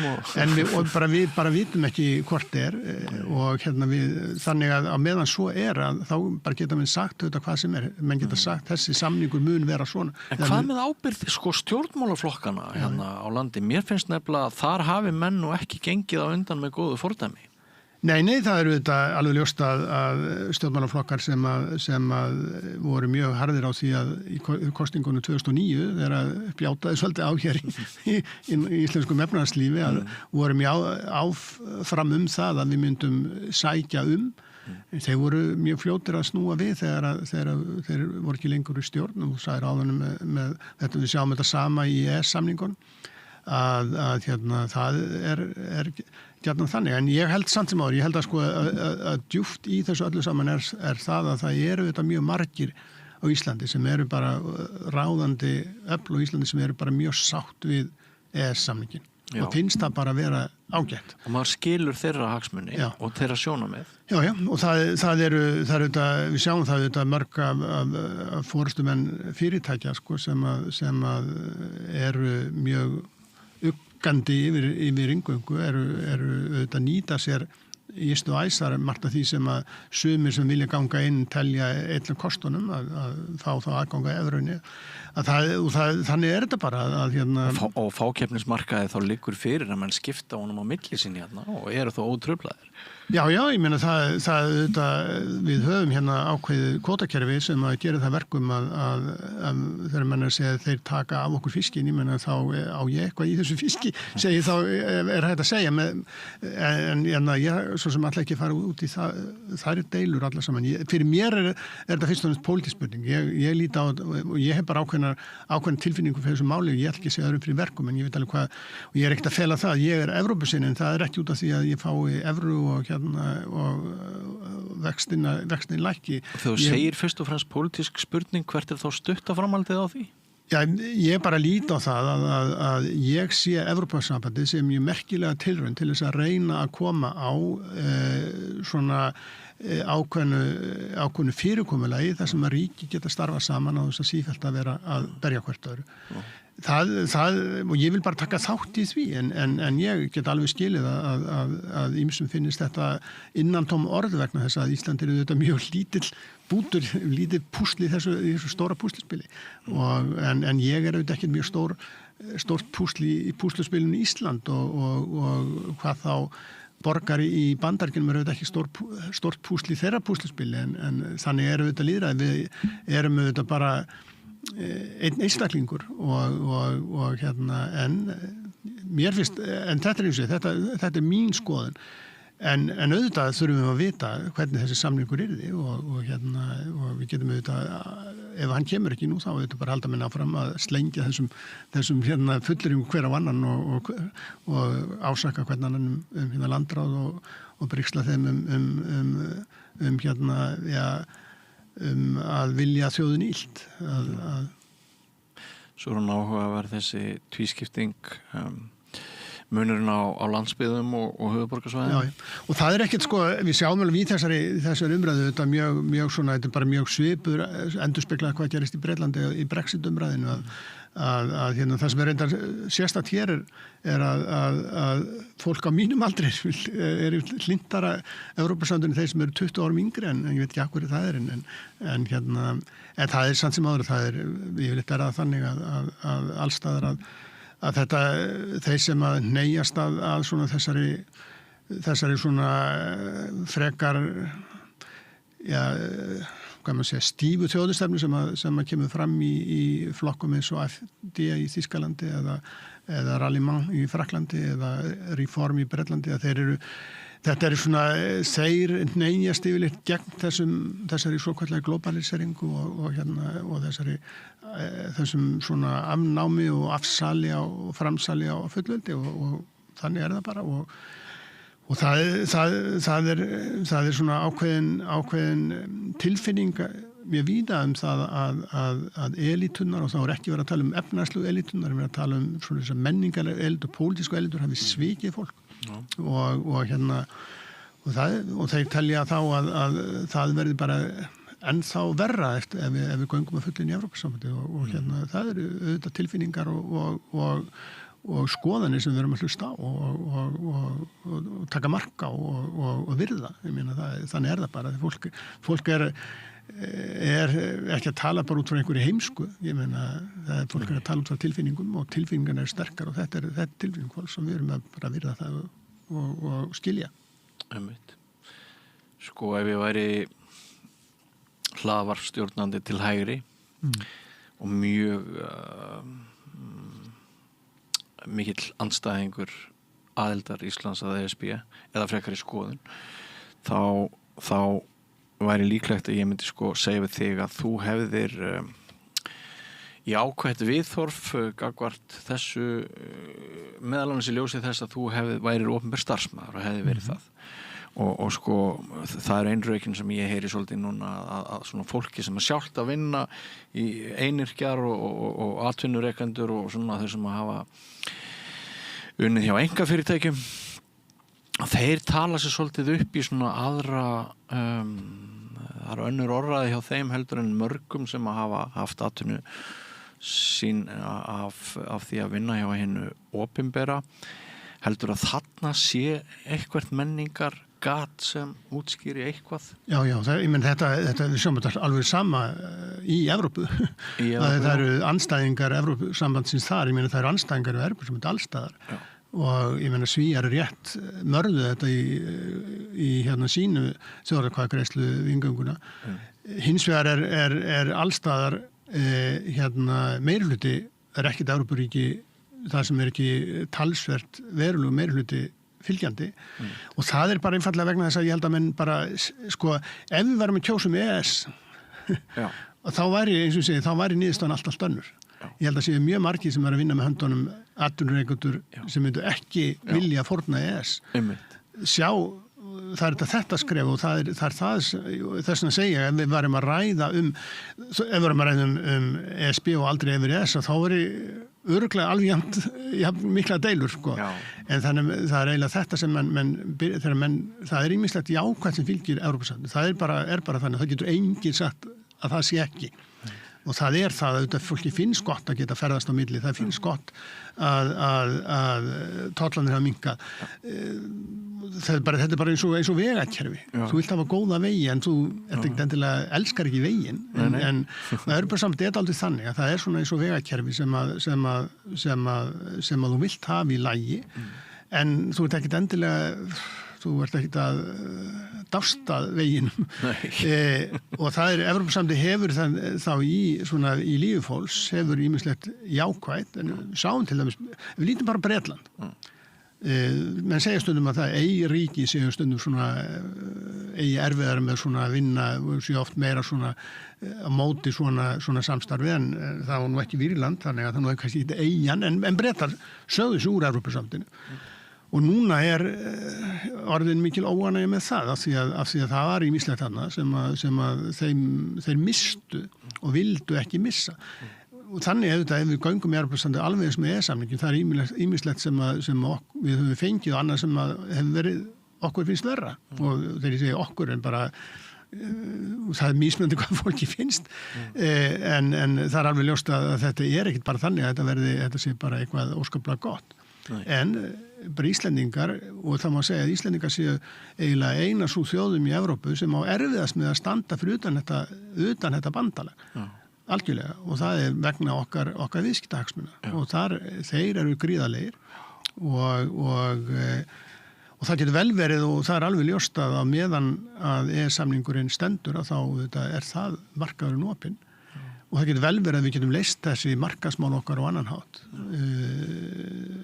en ég á nú hef ekki trú á því sko að það gangi vel að við vorum bara heppin að þessi samningur stóð okkur til boða við áttum ekkert aðild að því að við ætlum ekkert að ganga inn í við vorum ekkert inn í þeirri við Íslendingar hefur getað bankað og segja komið með EES-samningin og sagt þennan svona samningu viljum við svona einir og sér sko en við fengum hann vegna þess að hann var til vegna þess að það voru marga þjóðir sem allar ganga inn þetta er aðlögunar samningur og en við bara erum svo óskaplega hrifin á honum að nú bara má helst ekki dræðan og því hann svo óskaplega góður en hvað svona gott við hann?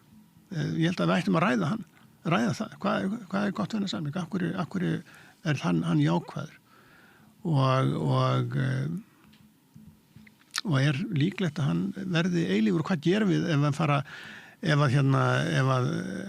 hvað gerist til þess að normin gangi inn og það Gætu við orðið Kúba norðursins?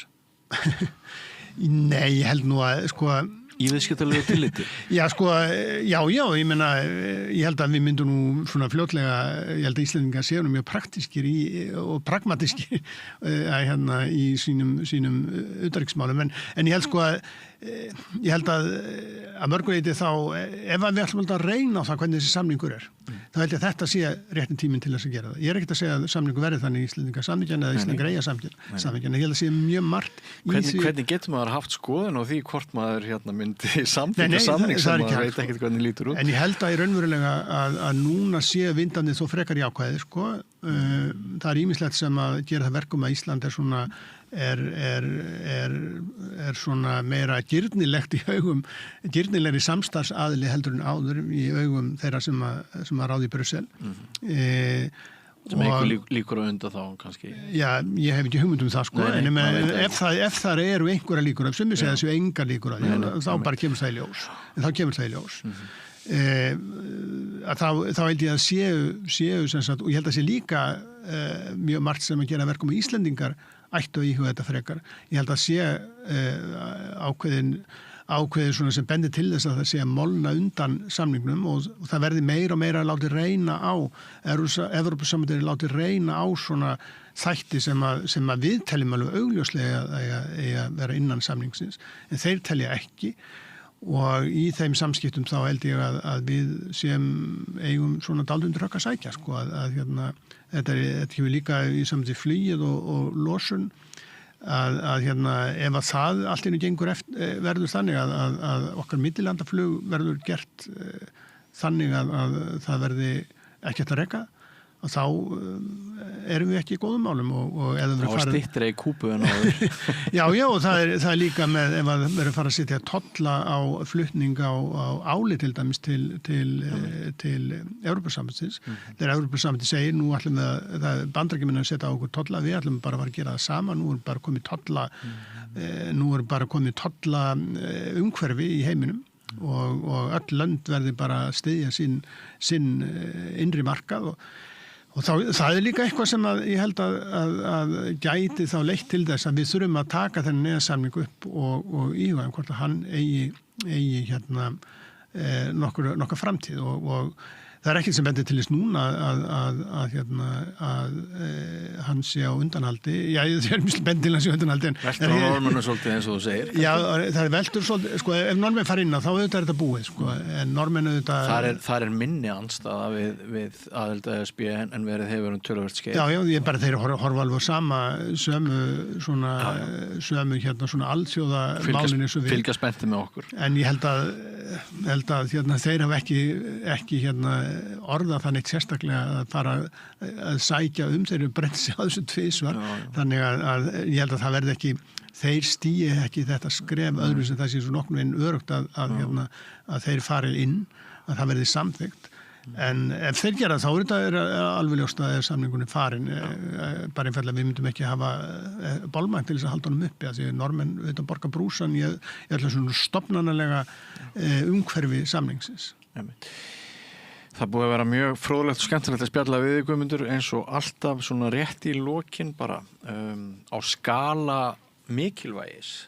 Hvar er þessi kosning svona í þínum huga 2009. Næstkomandi með aðra þjóðaratkvæðagreiðslur? Það veit ekki verið margar þjóðaratkvæðagreiðslur á Íslandi og ég veit ekki þessi stóru mál þannig að það var þjóðaratkvæðagreiðsla sem var einhverjum einn almenn þjóðaratkvæðagreiðsla um lýðveldisstofnun á stjórnarskránni þá. Það var þjóðaratkvæðagreiðsla 1918, þetta voru bæði auðvitað mjög mikilvægar þjóðaratkvæðagreiðslur en það var engin spenna þá í spilunum en það var engin þjóðaratkvæðagreiðsla um NATO, EFTA, ES. ég held að þetta er alveg gríðarlega mikilvægt mál framtíð Íslands, samskipti okkur af Evrópu. Það getur vel verið að þessi atkvæðagreiðsla breyti engu og að það er það sem er svo erfitt fyrir sakfræðinga að spá að ef að samningun heldur okkar samskipti við Evrópu verða áfram alveg á sama hættu áður að þá auðvitað mun svo sem þetta ekki hafa neitt ofboðslega mikið að segja. Þá höldum við bara áfram að bölva vaxtastiginu og húsnæðiskrísunni fyrir krakkan okkar. Þá bara höldum við áfram að takast á við þau vandamál og ég held ég held að við megum ekki búast við því að það aðild að Evrópusambandinu mun ekkert endilega við þurfum áfram að reka okkar hagkerfi á og það ýmislegt batnað í þeim efnum frá því áður var og það betur ekki að þetta alveg augljóslega eitt af þeim stóru vandamálum sem Íslendingar eiga við að stríða og það er þessi veika króna sem við höfum og ég held að við getum aldrei leyst það mál upp á eigin spýtur. Það getum krónan mun aldrei til með að styrkjast. Hún í öllum sínu veikleika hún ákveðin svona dempunar tækifæri, en svo dempunu þetta bitnar á okkur. Dempunu snýst það hvernig hægt að gera okkur lífi leitt með því að hækka allar vörur sem við höfum hér og gera okkur erfið að kaupa húsnæði. Og þetta ger líka það verkum að það er mjög erfitt að reka bara sitt eigin þeir sem eru fannir að eldast og eru svona fannir líka, þetta er ekki bara þeir sem eru að berjast í því að kaupa húsnæði, heldur líka þeir sem eru með eiga að þá eitthvað sparifé búa við mjög mikið óöryggi að akkurat núna þá eru háir vextir en við vitum það er ekkert langt síðan að þetta hrundi allt saman. Þannig að það mun örugglega myndast meiri stöðuleiki í þessum hluta geira efnahagslífsins með inngöngu og þetta eina leiðin fyrir okkur til þess að skapa þann stöðuleika því að Bandaríkjamenn hafa engan á að gera okkur að einhvers konar að við tökum dollaran en þarna er augljóslega ákveðið tækifæri til þess að taka upp mynt sem þó mun stöður eins og íslenska hefur svo sem blásið á hana líka en það er alveg ljóst að við erum núna búin að búa við þetta ástand ansi lengi og það er ekkert sem benn til þess að það þar sé að batna að háverðbólga og háir vextir sem að virðist vera eina leiðin til þess að berjast þessu verðbólgu og háir vextir því að það er fólk getur ekki keypt húsnæði og þetta er svona hluti sem alltaf verið erfiðari og erfiðari og einhvern tímann kemur að skuldadögum þar og það getur vel verið að eina leiðin, ég hef ekki séð eina aðra leið í boði til þess að leysa það heldur en að gangi taka upp evru en ég er ekki nú vel að mér í hagfræði til að segja hvort að það ég get ekki satt til það hvort að það sé örugg lausn eða ekki. Einmitt. Kæra þakki fyrir komuna, Guðmundur. Takk. Og við höldum áfram hér, við ætlum að kynna okkur heim samkynhneigðra. Hinsegin heiminn eftir andartak ekki fara langt. Við lifum á tímum þegar þörfin fyrir opna og gagnrýna umræðu brýnni en nokkru sinni fyrr. Ég heiti Ólína Kjerúl Þorvarðardóttir og ég styð og vel samstöðina, sjálfstæðan og óháðan fjölmiðil.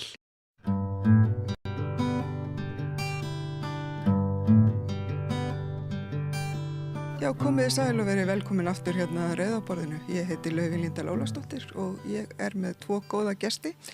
Það annars vegar Björgvin Huldar Sofíusson. Mikið rétt. Hjúkrunarfræðingur. Og það hérna leynigestur sem heitir Andrea Jónsdóttir. Bílstjórinn dregin inn í viðtalið. Segi ykkur það að hún var bara að skuttla mér hingað og við ákváðum að draga hana inn í þetta samtala því að ég elska leynigesti. Hún tengist efninu óbeint. Já, það var hann sem að, Já, akkurat. Bara að gera. Þetta sem sagt, já. Hann bauð mér. En sem sagt, Björgvin, þú nefnilega, þú ert hjúkrunarfræðingur. Jú, almennt. Og starfar í Danmörku. Og mér langaði rosalega mikið að fá smá yfirferð hjá þér hinsegin öldrunarþjónustu. Af því að það einmitt eitthvað sem að ég man að þú kynnti mig fyrir þessu fyrir nokkrum árum. Og þú hélst erindi, var það ekki á hinsegin dögum einhver tíman? Já. fyrir einhverjum árum síðan, tíminn líður svo rætt. En viltu segja okkur aðeins frá þessu sem að heitir hinsegin öldrunar þjónusta? Já, í Danmörku sem sagt komið elliheimili með 111 íbúðum sem með prófíl fyrir sem sagt LGBT plus fólk og þar eru þetta mikil fræðsla fyrir bæði starfsfólk, líka íbúa. Já. Þannig þetta, já, og við vorum akkurat að ræða þetta áðan hérna að svona aðstæður eða svona heimili finnast ekki á Íslandi. Nei, bara aldrei hægt af þessu. Nei, nefnilega. En það var bara gert í Kaupmannahöfn, þá var sem sagt sendt út e-mail til allra stjórnenda á elliheimilum og þau eru með svona mikið prófíla á elliheimilum, þú veist, við erum með þennan prófíl, við erum tónlistar elliheimili, við erum dýra elliheimili, við erum matar elliheimili, alltaf svona, það er alltaf einhvern auka fókus á einhverju. Þema elliheimili. Þema elliheimili, getur maður sagt. Og það var sem sagt búið að vera að lobbya fyrir því að fá þetta elliheimili og það var hópur í Danmörku, bæði samtökin sem sagt LGBT Danmark, en líka þau sem að kalla sig Grey and Gay. Sem eru sem sagt eldri og þau vita að við erum að fara endin á elliheimili kannski og þekktu fólk á elliheimilum, vinir þeirra voru komin á elliheimili þannig að þau voru byrjað að lobbya fyrir þess að þau sáu bara hvað var að gerast fólk fyrir á elliheimili og svo fór það bara aftur inn í skápin og fannst bara óþægilegt, nei, ég get ekki haft þessa mynd upp að veggi eða þetta verði bara að gefa eða þetta verði að losa mig við, þetta verður að vera svona grátt og niðurtónað af því að ég veit ekki hvernig mér verður tekið ef að fólk bara svona, vá, flaming gay á elliheimili og hérna þannig að þau byrjuðu svolítið að lobbya fyrir þessu og svo var því tekið en það vildi enginn þvinga neinn elliheimili eða bara það var ekkert verið að byggja nýtt þannig að þau sendu bara e-mail, einhver sem vill taka þetta að sér og gera þetta að veruleika og þá var ein kona sem var forstöðukona á þessu elliheimili sagði bara við verðum LGBT plus elliheimili og þetta elliheimili eru þetta fyrir alla allir með að búa þarna þú þarft ekki að vera homo, lesbía, tvíkynhneigður, trans, non-binær eða neitt og þau eru alltaf að verða fleiri og fleiri sem flytja þangað og þau eru með svona regnbogastund á miðvikudögum sem bara fyrir þau en það lauma sér nú alveg aðrir með líka sem langar bara að vera með og finnst þetta áhugavert og finnst bara gaman að hanga með þessu fólki og það bara svona neini þau bara gaggin hefur sísen bara mæta stundum bara með og það bara allt í lagi og svo auðvitað kennsla fyrir starfsfólki það alveg bara sett í svona 2 ári það sem LGBT Danmark núna kemur alltaf og kennir það verður auðvitað að halda þessu við ég meina það að koma nýtt starfsfólk sumir kannski eru búin að gleyma einhverju það alltaf gott að fá og svo að gerast nýjir hlutir kannski líka þá gott að fá bara, heyrðu, nú ætlum við bara að fá kennslu aftur og svo auðvitað alltaf einhver veikur þannig að þá gott að þetta 2 ári eða 1 ári ef þú ná ekki 2 en ég var sem sagt með þessa kennslu á þessu elliheimili sem ég vann á í 3 ár að ég tók sem sagt mastersnám ofan á hjúkrunarfræðingin og þá byrjaði það verið kennslufræði námsfræði og með svona heilsueflinga, þetta voru svona 2 fög í rauninni 2 brautir blandaða saman. Já, þú lærðir í Danmörku eða? Já. Og þá byrjaði að hafa rosalega mikið áhuga á þessu eins bara því maður er hommi þar maður ekki að vita neitt um neitt. Nei. Þú veist, maður veit ekki, bara já, ég fættist hommi og þá veit ég bara allt um það. Nei. Maður þarf að fræða sig líka, maður alltaf að vita hvað veit ekki hvernig að verða gamall, bara svona smátt og smátt en hérna, já. Fyrir utan það líka eitthvað sem að kemst að hægt og rólega. Eða maður ætti kannski frekar að segja að maður veit ekki hvernig að verða kannski ósjálfbjarga. Já. Einmitt. Og vera settur í vissar aðstæður þar sem, þar sem vissir hlutir gætu skipt máli sem kannski, Já. En þú segir að þú gerðir þetta mastersverkefni. Já, og byrjaði að hafa rosalega mikið áhuga á sem sagt hvernig standa málin hjá LGBT plus fólki í sem sagt heilsugeirunum. Þú veist, hvað þau mæta þau fara til læknis eða á sjúkrahúsið eða bara mæta hjúkrunarfræðingum. Þú veist, hvað upplifa þau? Og svo annar maður sem búin að sem sagt rannsaka eldra fólk sem nefnilega fær hjálp inn á eigið heimila þegar þau eru orðin öldruð og það verkefni líka rosalega spennandi þannig þetta svona einhvern veginn blanda saman og búin að setja mig meira inn í þetta þá var ég svona í stakk búin, ég hugsaði þetta elliheimili, mér langar að prófa þetta þannig ég sótt stöðuna og svo komst ég að því að þau voru ekki að gera neitt Þau hefðu fengið kennslu þegar elliheimilið opnaði fyrir, þá var það kannski búið að vera opið í 3 ár, svo var ekki búið að vera nein kennsla síðan. Og þá var fólk að vinna þetta sem eitthvað svona, eru við LGBT plus elliheimilið?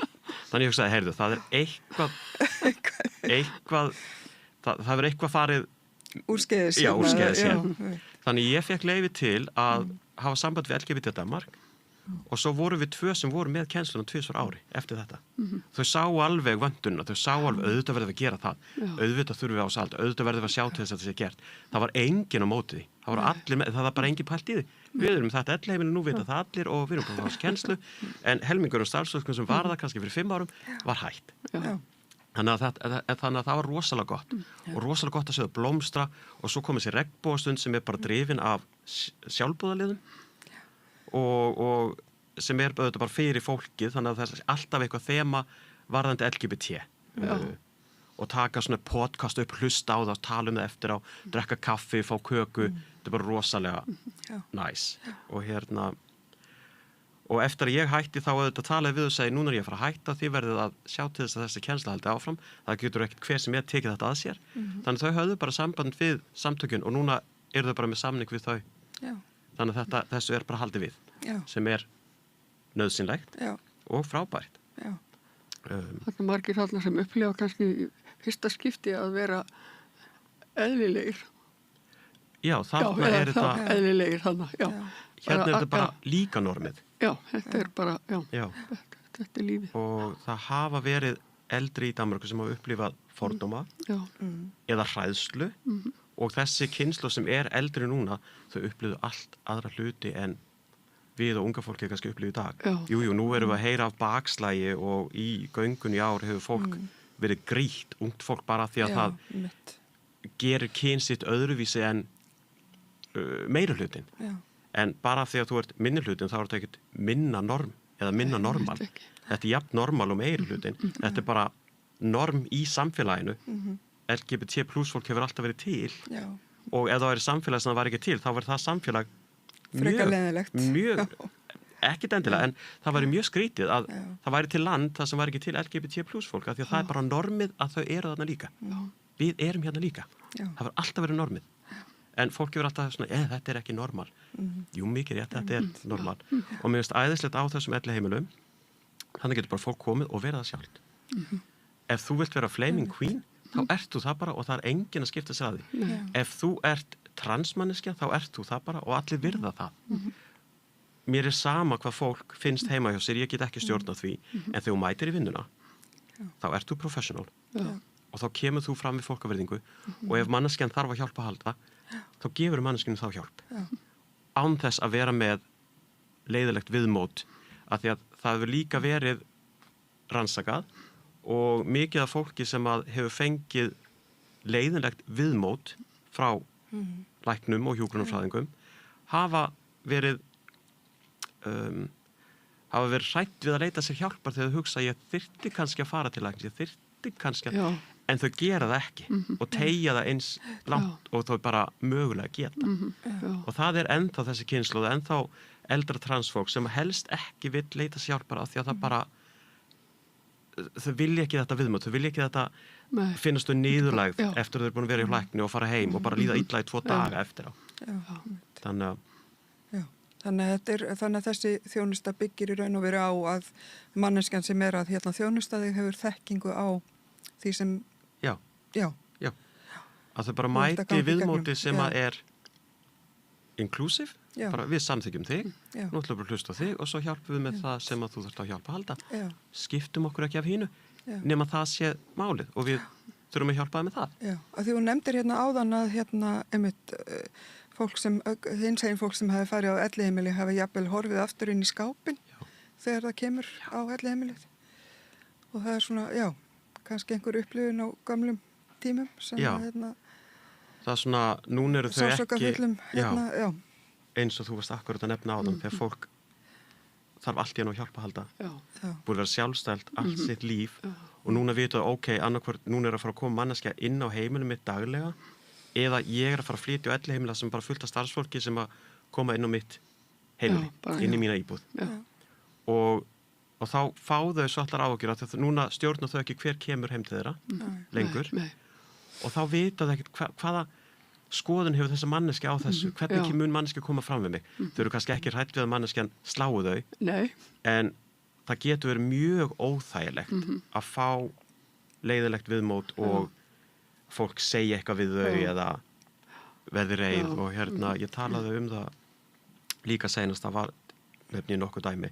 Það var maður sem fékk heimahjálp og sá sem kom heim til hann sagði við hann að því hann var í hommið þá fær hann til helvítis.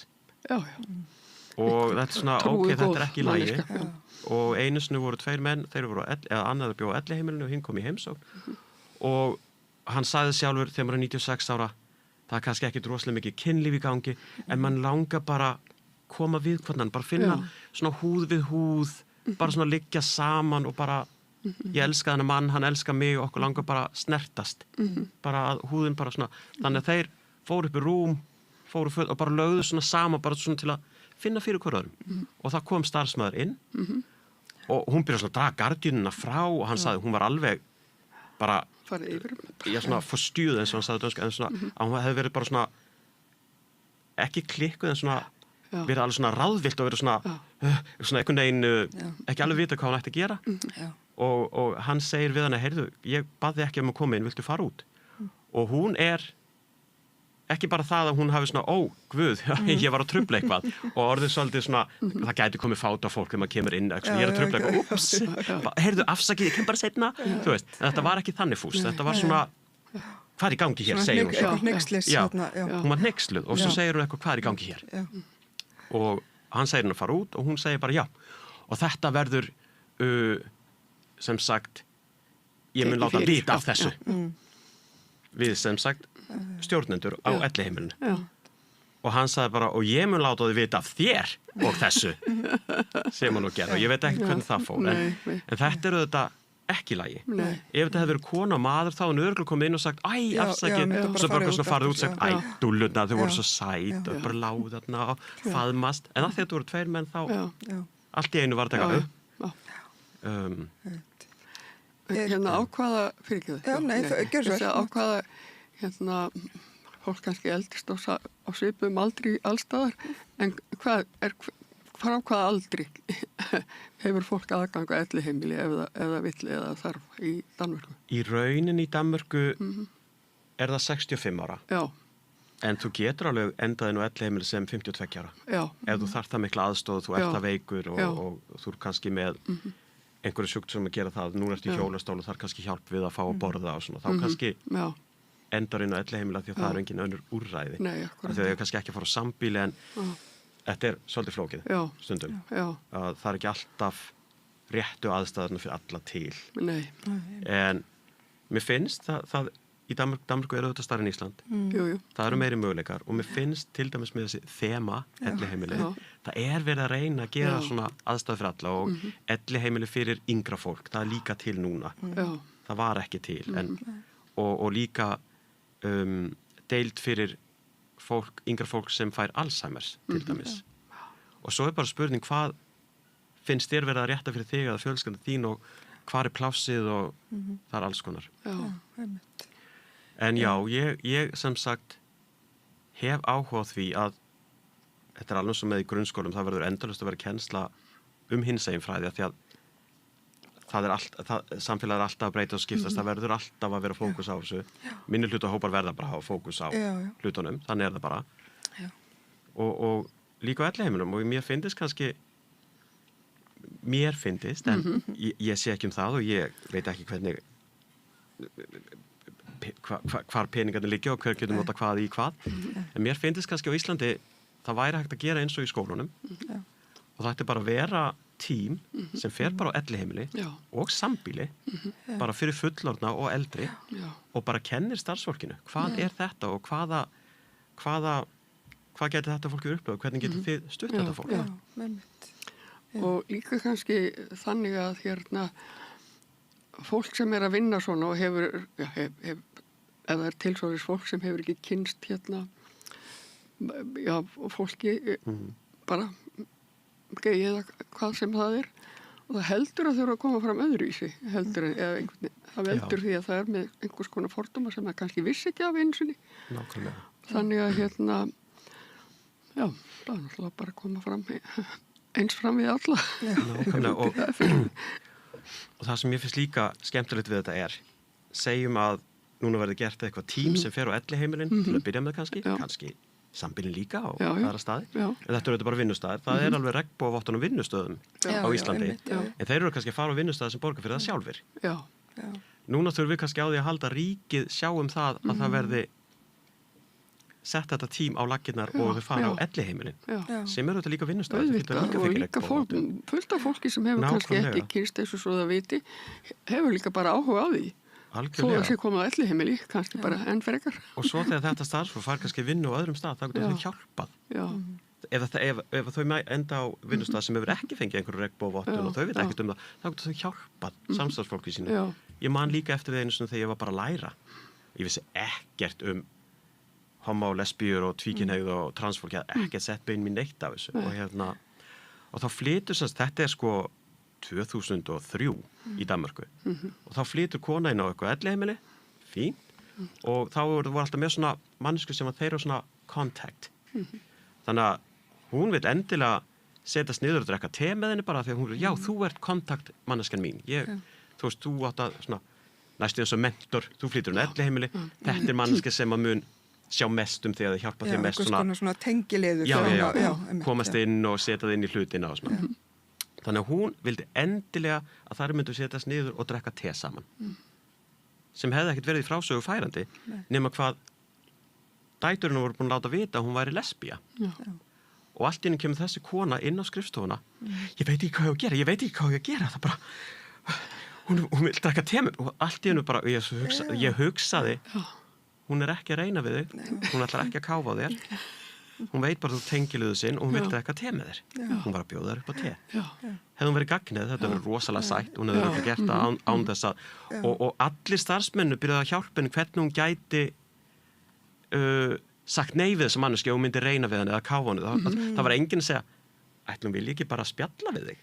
Allir bara, ef hún gerir svona þá verður þú bara að segja nei og þú bara hérna.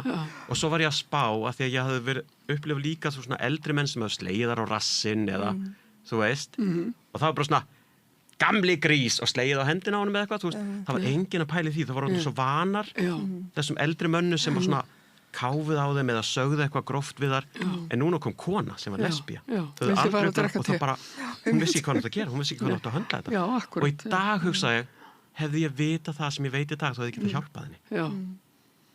Þannig að það væri líka frábært að fá fólk sem fær svona kúrsús sem svo endar annar staðar og getur hjálpað öðrum.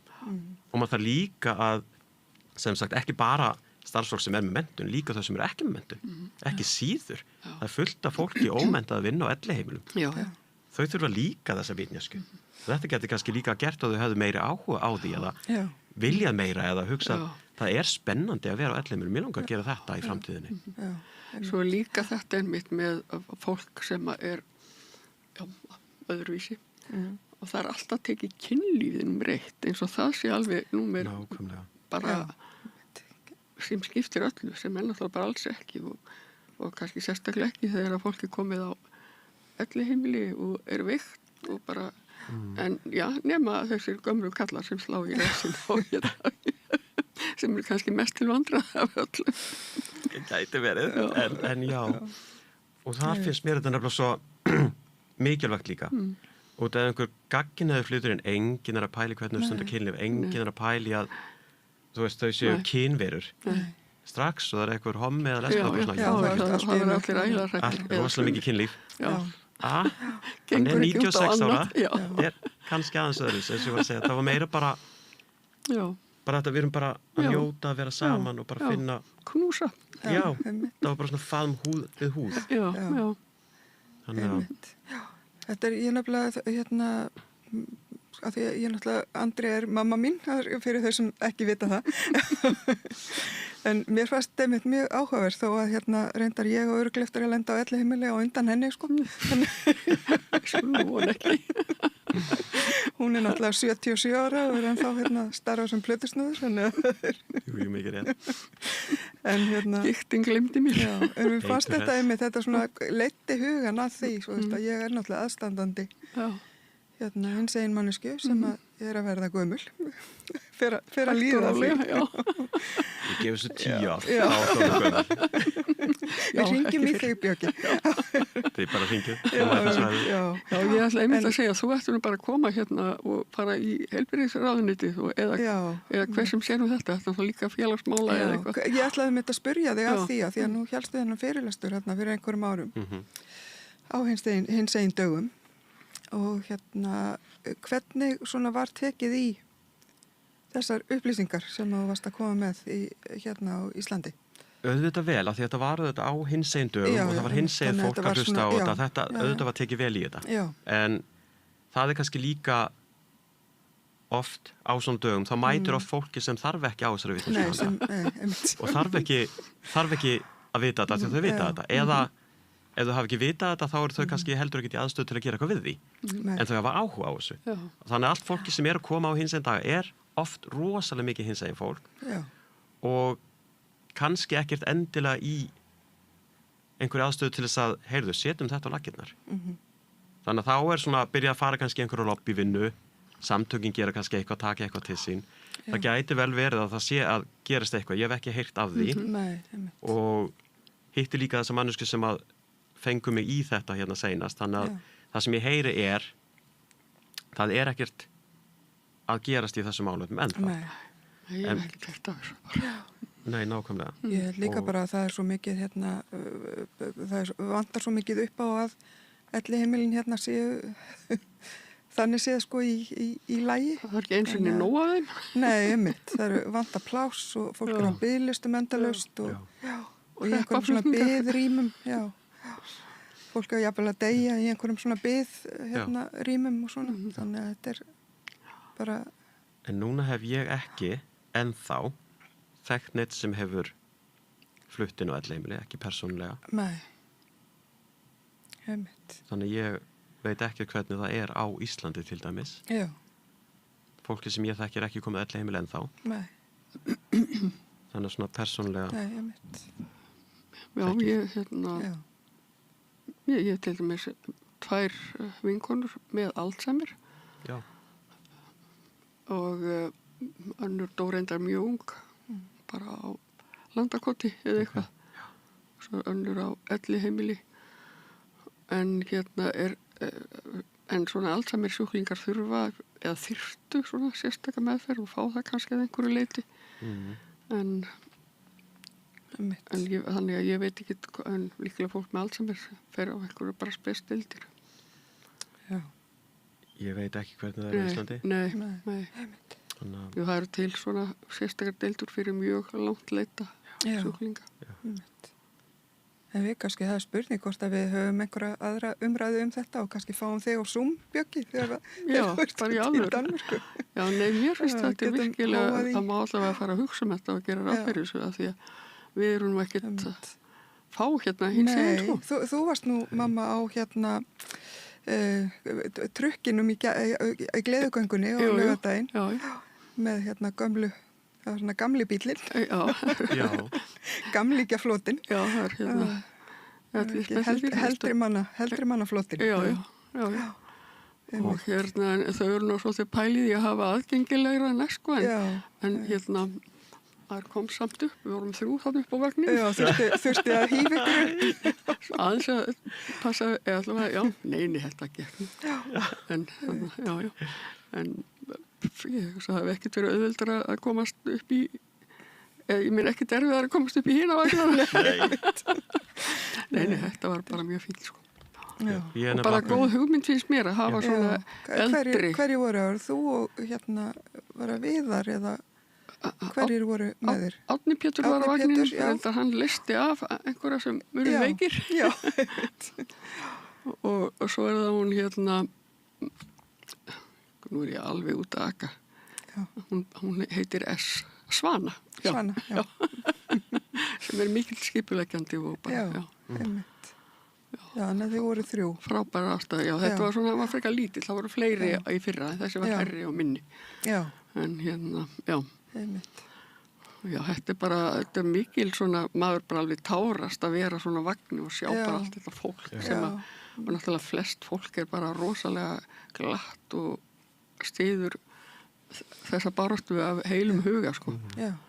Þetta náttúrulega hvergi í heiminum eins gleðigangan eins fjölmenn og svona almenn á Íslandi. Já, bara alveg fólk á öllum aldri. Börn og gammalmenni og allt á milli. Hvernig er þetta í Danmörku? Mér finnst það mjög gaman að upplifa þetta hérna á Íslandi. Já, þú kemur oft og já, þannig að í Danmörku er þetta svolítið öðruvísi. Þetta er kannski meira svona fullorðnir, jú, það eru börn hér og þar og svona. Já. Og svo erum kannski aðeins of stóra, það er rosalega mikið mörg fyrirtæki. Þannig að allt er bara svona fyrirtækibílar með bara logoinu þeirra eitthvað slegist. Þeir eru þetta styðja. Já, þetta er það svo sem vel meint allavega í upphafi. Já, en hún er kannski orðin aðeins svo lengi út af því. En núna er ég að fara á miðvikudaginn, ég er að fara til Danmerkur aftur núna í kvöld. Og á miðvikudaginn er ég akkurat að fara í gönguna. Það eru svona, á Nörrebrú eru 5 elliheimili, svona í klasa. Og eitt þeirra er sem sagt Slorð, sem er auðvitað höllin. Og það eru auðvitað LGBT plus elliheimili. Fullt af drottningum þar, sko. Já, fullt af drottningum á Slorð. Þannig að í höllinu, þetta er passandi nafn. Og hérna, og þau eru alltaf með sinna eigin göngu á miðvikudaginn. Á miðvikudagunum fyrir sem sagt, út að Pride eru auðvitað núna þessa viku í Kaupmannahöfn, þannig ég bara tek 2 vikur í Pride. Og á miðvikudaginn er ég að fara þangað að hitta fyrrum starfsfélaga sem voru líka vinnaðar og við ætlum bara að sjá þessa göngu sem er æðislega því að þetta þau fara í gegnum allan litla bæ á Nörrebrú sem þetta kallast Die Gamles By, bær hinnar gömlu.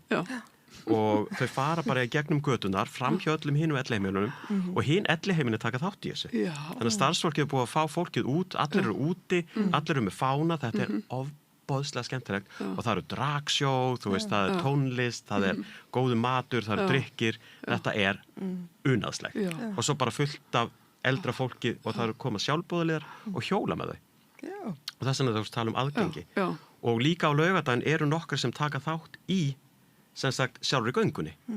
Og þá er bara eldra fólk með teppi og hatta og glas í svona rosalega skemmtilegum hjólum, það er bara hjóla með þau í gegn. Og svo bara þegar það er búið það bara hjóla sjálfbúðleitum með þau tilbaka á elliheimilið. Þannig að þau eru bæði með sinni eigin og taka þátt í stóru göngunni. Til að vekja athygli á þessu líka. Sem er frábært. Og núna komst ég að því hérna á einum fundunum hérna á Íslandi að það er komin svona lína fyrir fólk yfir 60 hjá sem sagt samtökunum 78. Þannig ef þau eru yfir 60, kannski farin að vera veik, kannski þurfum við að flytja inn á elliheimilir, ringið. Þið verður bara að fara inn á heimastöðun. Ég er ekki með símanúmerið í höfðinu. En mæli með því, ringja í samtöku 78 eða ringi í samtöku 78 og koma einhverju hugmyndir eða bara spjalla núna í orðum 80 ára, ég er frá elliheimili, ég er svolítið óttaslegin, þá er örugglega að ræða það líka. Ég er einmitt í svona Facebook-hóp sem er 60 plus og það er reynd að hittast hérna svona einu sinni í viku allavega einhver staðar á einhverjum bar yfir í bæ eða eitthvað. Það er skemmtilega. Já, akkurat. Ég held allavega að þurfi hérna einhverja vakningu hérna á Íslandi þessi mál.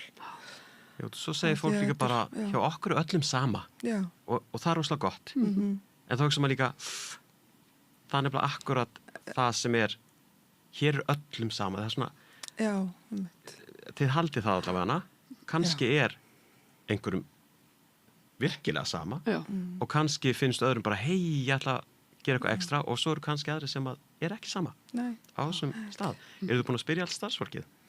Akkurat, já. Ég hef líka verið að kenna hjúkrun í Danmörku og þar þarf ég stundum að tala við nemendurnar sko, þegar þú mætir í vinnuna þá kemur þú ekki illa fram við þarf ég að sjá get ég ekki sagt ég vil ekki sjá þessa transpersonu að þau bara eru með rosalega fordóma og þau segja það upp sem er frábært að þau geri að þá getum við talað það og þá ræðum við hvað það er að vera í þessari vinnu og ég segi við þau, í Danmörku er ólöglegt að segja nei eða starfsmaður í heilbrigðisgeiranum.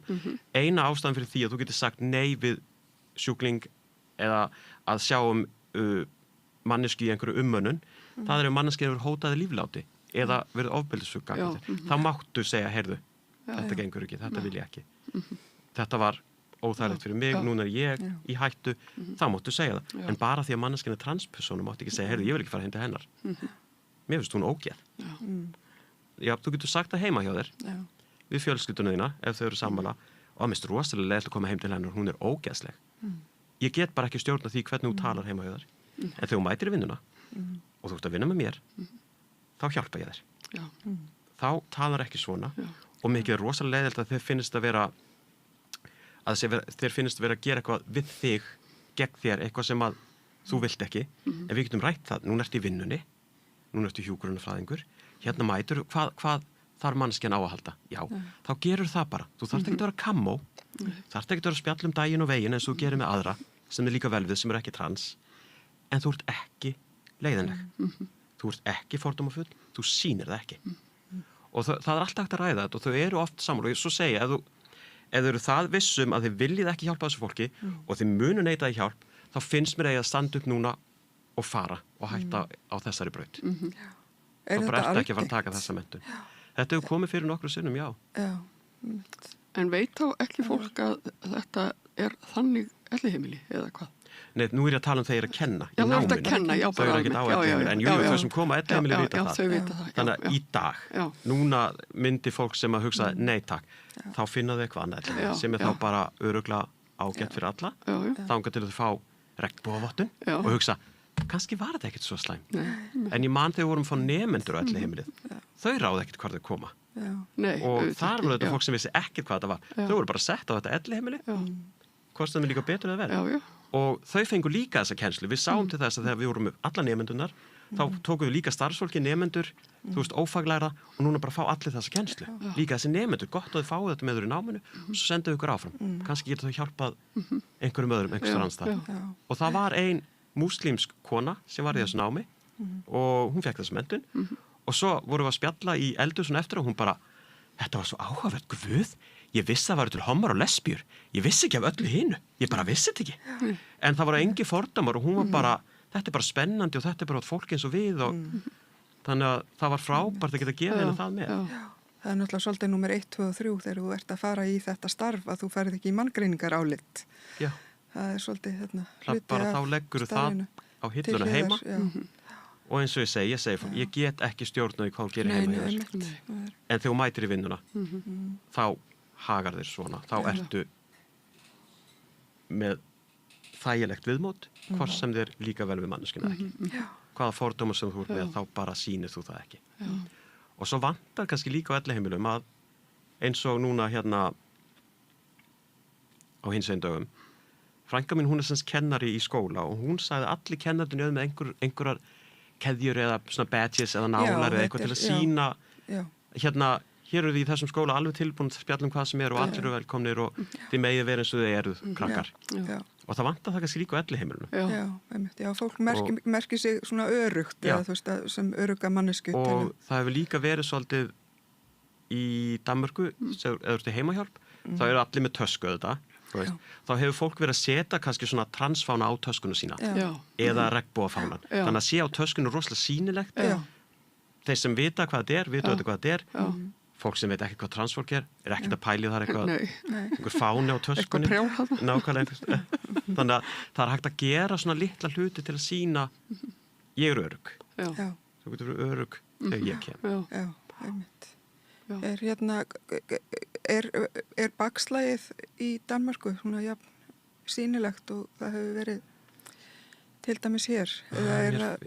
Mér finnst það kannski alveg gagnvart transfólki, já. Já, einmitt. Þetta hefur svolítið laðist út allan heim bara undanfarið. Það hefur gert það og ég meina transfólk fær líka fordóma frá homum og lesbíum. Já, það er nefnilega líka svolítið sorglegt þegar það kemur innan frá. Og tvíkynhneigðir fá fordóma frá homum og lesbíum líka. Þannig að innanbúðar fordómar. Sem er mjög flókið líka. Já, það er það. Og líka leiðinlegt. Og líka þeir þarfum sem blessuð elliheimili. Já, LGBT plus elliheimili, frábært. En svo mætir transmanneskja sem fær fordama frá nágrannum sem er kannski homi. Að því að homanum finnst transfólk ógeð. Þannig að það líka flókið að vinna með. Og þess vegna hugsa ég líka eldra fólk og elliheimilum sem núna að flytja inn með kynslunum sem var kannski með flestu fordómana og kannski ennþá svolítið svona, þetta svolítið skrítið. Og núna þurfa þau bara að flytja inn einhverstaðar og geta ekki ráði hver nágrann minn eða hverjum þarf ég að sitja með að borða með. Þau gáttu borða heima á sér með vinnu sínum. Núna eru þau alltaf einu í svona kaffistofu eða hvað heitir það, eldhúsi. Það sem fullt af fólki sem að þau völdu ekki að búa með. Nei, akkurat, já. Og hvað gerist þá? Og enda þau bara með að sitja inn í íbúðinu sinni og ég vil bara fá matinn inn í íbúðinu mína og þú veist. Já, bara svona einelti eins og í nákvæmlega, því allt einu fá þau hín og þess að fordóma og eitthvað sem þau voru búin að losa sig við kannski og íta aðeins frá sér og allt einu bara núna þetta bara allt saman hér aftur og ekkert endilega. Kannski komið á elliheimila sem að bara fólk bara tekur það eins og það og bara eignast vini þar og finnst bara opaslega þægilegt að sitja og borða með þessu fólki. Það getur líka gerst. En hitt getur líka gerst. Þannig að mér finnst þörf á það verður að vera fókus á þessu, það verður að tala það verður að vera regnbóðhaldun og elliheimilum líka. Já, og þetta líka bara fyrir þetta náttúrulega aðalega fyrir öryggi fólksins sem að sem sagt, vist manna eða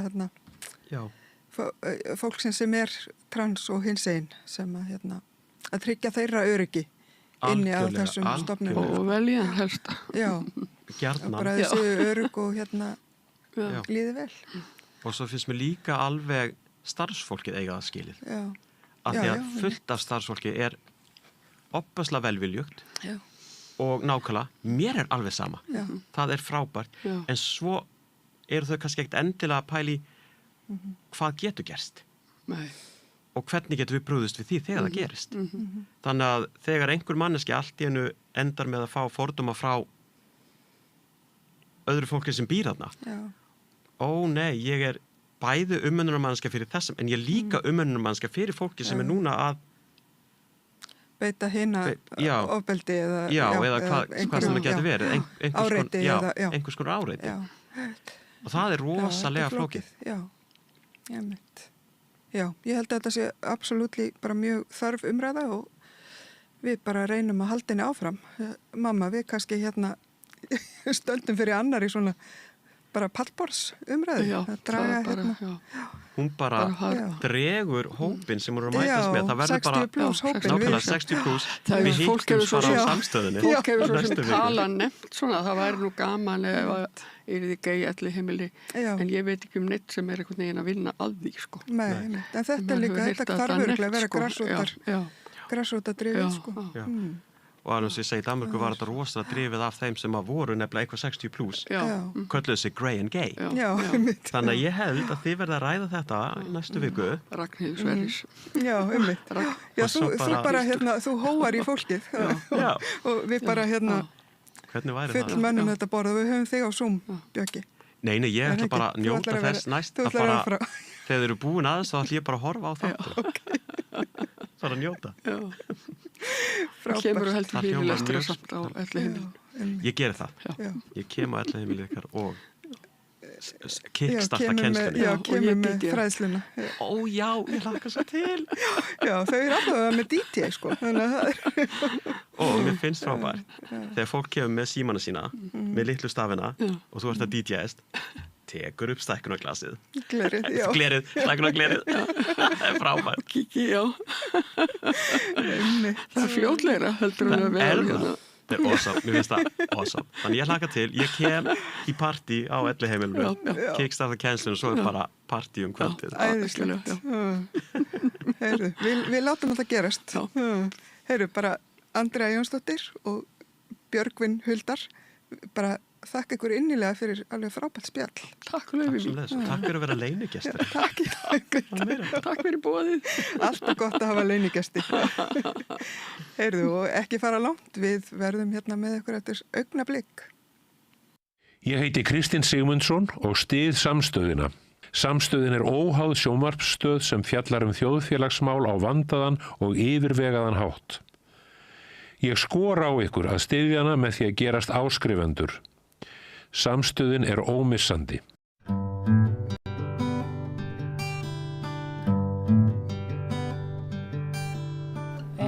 Sælverði, kæru áhörundur og hlustendur og gaman að vera komin aftur eftir sumarfrí og mér langar að tala sólmyrkvann, solar eclipse sem á sér stað núna eftir 2 daga og mér langar svo að fá að heyra hvað svona þeir sem eru að hugsa þetta í andlegu samhengi og út frá stjörnuspeki og hvað þeir eru að tengja við þennan sólmyrkva því að það mikil umræða í gangi að það sé eitthvað shift í gangi, það sé hugsanlega verið að hækka tíðni og alls konar sem getur haft áhrif á okkur, mannskepnurnar og dýrin og bara lífríki á jörðinni. Þannig að ég fór að skoða hvað er í gangi hérna á Snæfellsnesi á hátíðinni. Og þar fann ég mjög áhugaverða konu sem að tala stjörnuspeki og tarotspil í þessu samhengi. Þannig að hún komin hingað til mín, hún Natalia Lilja Ómarsdóttir sem er stjörnuspekingur og tarotkona. Og ég var einmitt að spyrja þig, ertu með tarotspilin? Það nú verið gaman. Ertu að draga spil í svona samhengi eins og til þess að reyna að fá einhverja svona innsýn inn í það sem að gerast? Ég nota tarotspilin mest fyrir sjálfa mig og ég hef alltaf einhvern veginn verið á því að tarotspilin eru meira til þess að varpa, eða ég horfa það þannig, að þið varpi meiri innri heim eða þannig. Þannig að þú dregur ykkur spil og það er ákveðin táknfræði og þessi táknfræði getur dregið í nær sjálfu þér, það sýnir þér eitthvað sem að þú kannski ekkert búin að hugsa frá þessu sjónarhorni. Þannig að ef ég er eitthvað að díla við lífið og ég er eitthvað svona að spyrja, hvað er það sem að ég þarf að vita núna og ég fæ ykkur ákveðna orkur upp, þá er ég að nýta orkurnar til þess að sjá, heyrðu, ég var ekki búin að sjá að þetta geti verið eitthvað í mínu lífi sem að er að kalla í mig. Akkurat. En finnst þér eins og, þegar maður dregur tarotspil, þá er ég alltaf svona einhvern veginn að tengja við innsæið og einhvern veginn ímynda mér að ég fái rétta spili fyrir mig með réttu skilabúinu núna. Heldur að sé þannig að það stemmi oft við það sem að maður þarf að heyra? Ég vil meina að það sé þannig og það sem að, ég horfa á það sem svona röð inn í okkur, þetta eru alls konar hluti, skuggar og bara tilfinningar sem býður í röð og þeir sem eru fremstir í röðinni, þeir koma yfirleitt fyrst upp á yfirborðið. Ég hef oft lendið að vera að spyrja ykkur að spurninga eitthvað sem bara skiptir ekki eins miklu máli og það sem er fyrst í röðinni í mínu lífi. Þannig ég vil beina því meiri athygli. Ok, ég voru ekki búin að taka eftir þessu, kannski eru þessi partar í mér að hindra það að ég vilji þetta sem ég er að spyrja hér. Þannig þegar ég skoða þessa partar, ok, þetta eru kannski stíflur sem er að valda því ég er ekki að fá það sem ég vill. Þarna, þú veist. Og þú talar parta og þá sér þetta svona fyrir þér að það eru partar, eins og partafræðin, er það sem þú ert að vísi, það sem að einhverju partur á því sem að þarf áheyrt núna. Já, við erum náttúrulega úr svo mörgum pörtum og ég held að misskilningurinn sé að við höldum að við séum bara eitthvað eitt. Þú veist bara, ég er bara svona og þú veist, það er ekki satt. Við erum allt og ekkert á sama tíma og í stjörnuspekinni erum við allur dýrarhringurinn sem er svo fyndið, þú veist, svo ég er fiskur. Og ég er ekki bara fiskur, þú veist, ég er líka krabbi og ég er líka, þú veist, vaspri og alls konar orkur. En svo er ég líka allt hitt. Málið er að pláneturnar lenda í ákveðnum húsum eða ákveðnum stöðum sem gefur okkur kannski meiri orku og svona koncentrerar. Þetta ert þú, ógeðslega mikið, en það þýðir ekki, ég sé ekki merki við hliðina á. Það er kannski bara meira falið fyrir mér í lífinu og ég þarf einhvern veginn að sækja þann part í mér í gegnum einhverja staði eða gegnum fólk eða eitthvað svoleiðis, það er að skoða það í stjörnuspekinni. Þannig partar, ég tengi partið mitt við þetta að hvaða part þarf þú að skoða í þér sem hefur aldrei fengið áheyrn og er nú svo oft eitthvað svona, nei, ég er ekki svona, þú veist, ég er ekki þessi típa, en þú ert að víst, þú bara hefur aldrei sótt það í þér og því meira sem við skoðum okkur frá þessu sjónarhorni, því stærri getum við verið, því við getum aðlast alls konar hlutum og við getum verið hver sem við viljum. Við þurfum ekki alltaf að festast í einhverju ákveðnu formi, ég bara svona. Það er svo gaman að geta verið fjölbreytilegur og skoða alls konar parta í okkur sjálfum. Áhugavert. En erum við þá að birtast okkur betur og betur, lítur þannig á það eftir því sem við afhjúpum þetta meira innra með okkur sem að, þú veist, kannski svona falið okkur. Já, ég vil meina að sé þannig að sko, við fæðumst náttúrulega og eigum foreldra og við fyrum svo í skóla og eigum vini og þar foreldrar okkar eru einhvern ákveðna típur og þau setja fókusin eða við erum mótuð ákveðin hátt þannig að við einhvern veginn föllum inn í þessu orku sem við erum og höldum svo að við séum bara það. En síðan í gegnum lífið þá erum við ofta að klessa á fólk sem öðruvísi en við og við fyrum að dæmum það fyrst. Bara váka þessi hávar eða pirrandi eða váka þessi mikið svona eða eitthvað. En það bara þessi partur inn í þér sem maður ekki búin að stíga sjálfur inn í og þroska og þess vegna eru við ofta að dæma það í öðrum. Já, akkurat. Það oft talað það þegar eitthvað fyrir töðunar okkur við aðra þá það út í við viljum ekki sjá það hjá okkur sjálfum. Það þannig? Ég vil meina en þetta ótrúlega spennandi og ég sé að við getum farið náttúrulega með þessa umræðu hvert sem en hvað þú að fara að tala í sambandi við sólmyrkvan? Ég náttúrulega fyrst og fremst að fara að halda svona sólmyrkvalestra. Það sem að fólk kemur til mín og ég setja upp í svona stjörnuspekilskerfi og þá sé ég nákvæmlega hvað sólmyrkvin að gerast í þeirra fæðingakorti. Að því við erum með þetta fæðingakort sem ég var að tala um og við erum með sól og við erum með tungl og Mars og Venus og allar þessar plánetur á einhverjum stöðum sem við fæðumst með. Þegar þú fæðist þá ertu bara svona stimplaðar af hvar plánetur voru nákvæmlega og það ert þú. Já. Þannig að... Og það þannig, það bara þín sannfæring að maður fæðist á þessum stað og þessum tíma og þá bara búið að móta mjög mikið persónuleika. Það það sem ég var gefið, þú veist, við fæðumst og þetta svona pínu eins og okkur var gefin ákveðin, þú ert með verkfærakassa og þú ert svona með nokkur verkfæri og það eru bara þín verkfæri gegnum lífið og þú ert búin að, þú veist, byggja þau upp og skreita þau og þú ert búin að þau eru mjög sterk og þau eru mjög sýnileg í verkfærakassanum en það þýðir ekki, þið vanti ekki verkfæri í kassaðum sem þú getur sótt annars þar eins og ég var að tala um áðan. En þessi verkfæri verða sterkustu verkfærin þú kannt best að nota þau. Það þýðir ekki og eigir ekki að nota þau og safna bara verkfærum og bara vera þau. Þetta þýðir þú eigir að stíga inn í þessi verkfæri og blómstra þessum verkfærum en á uppbyggilegan hátt. Við erum oft líka að, eins og maður segir, varpa svona, komur að segja, parta af orkunni sem við erum á óuppbyggilegan hátt. Já. Þú veist, allar orkur hafa myrkur og ljós eða svart og hvítt eða neikvætt og jákvætt. Já. Og við erum oft, þú veist, föst í einhverju patterni sem ekki að leyfa okkur að blómstra á uppbyggilegan hátt í okkar eigin orku. Og það þú veist, það sem við þurfum að vinna með til þess að verða þessi þroskaða útgáfa af orkunni sem við erum.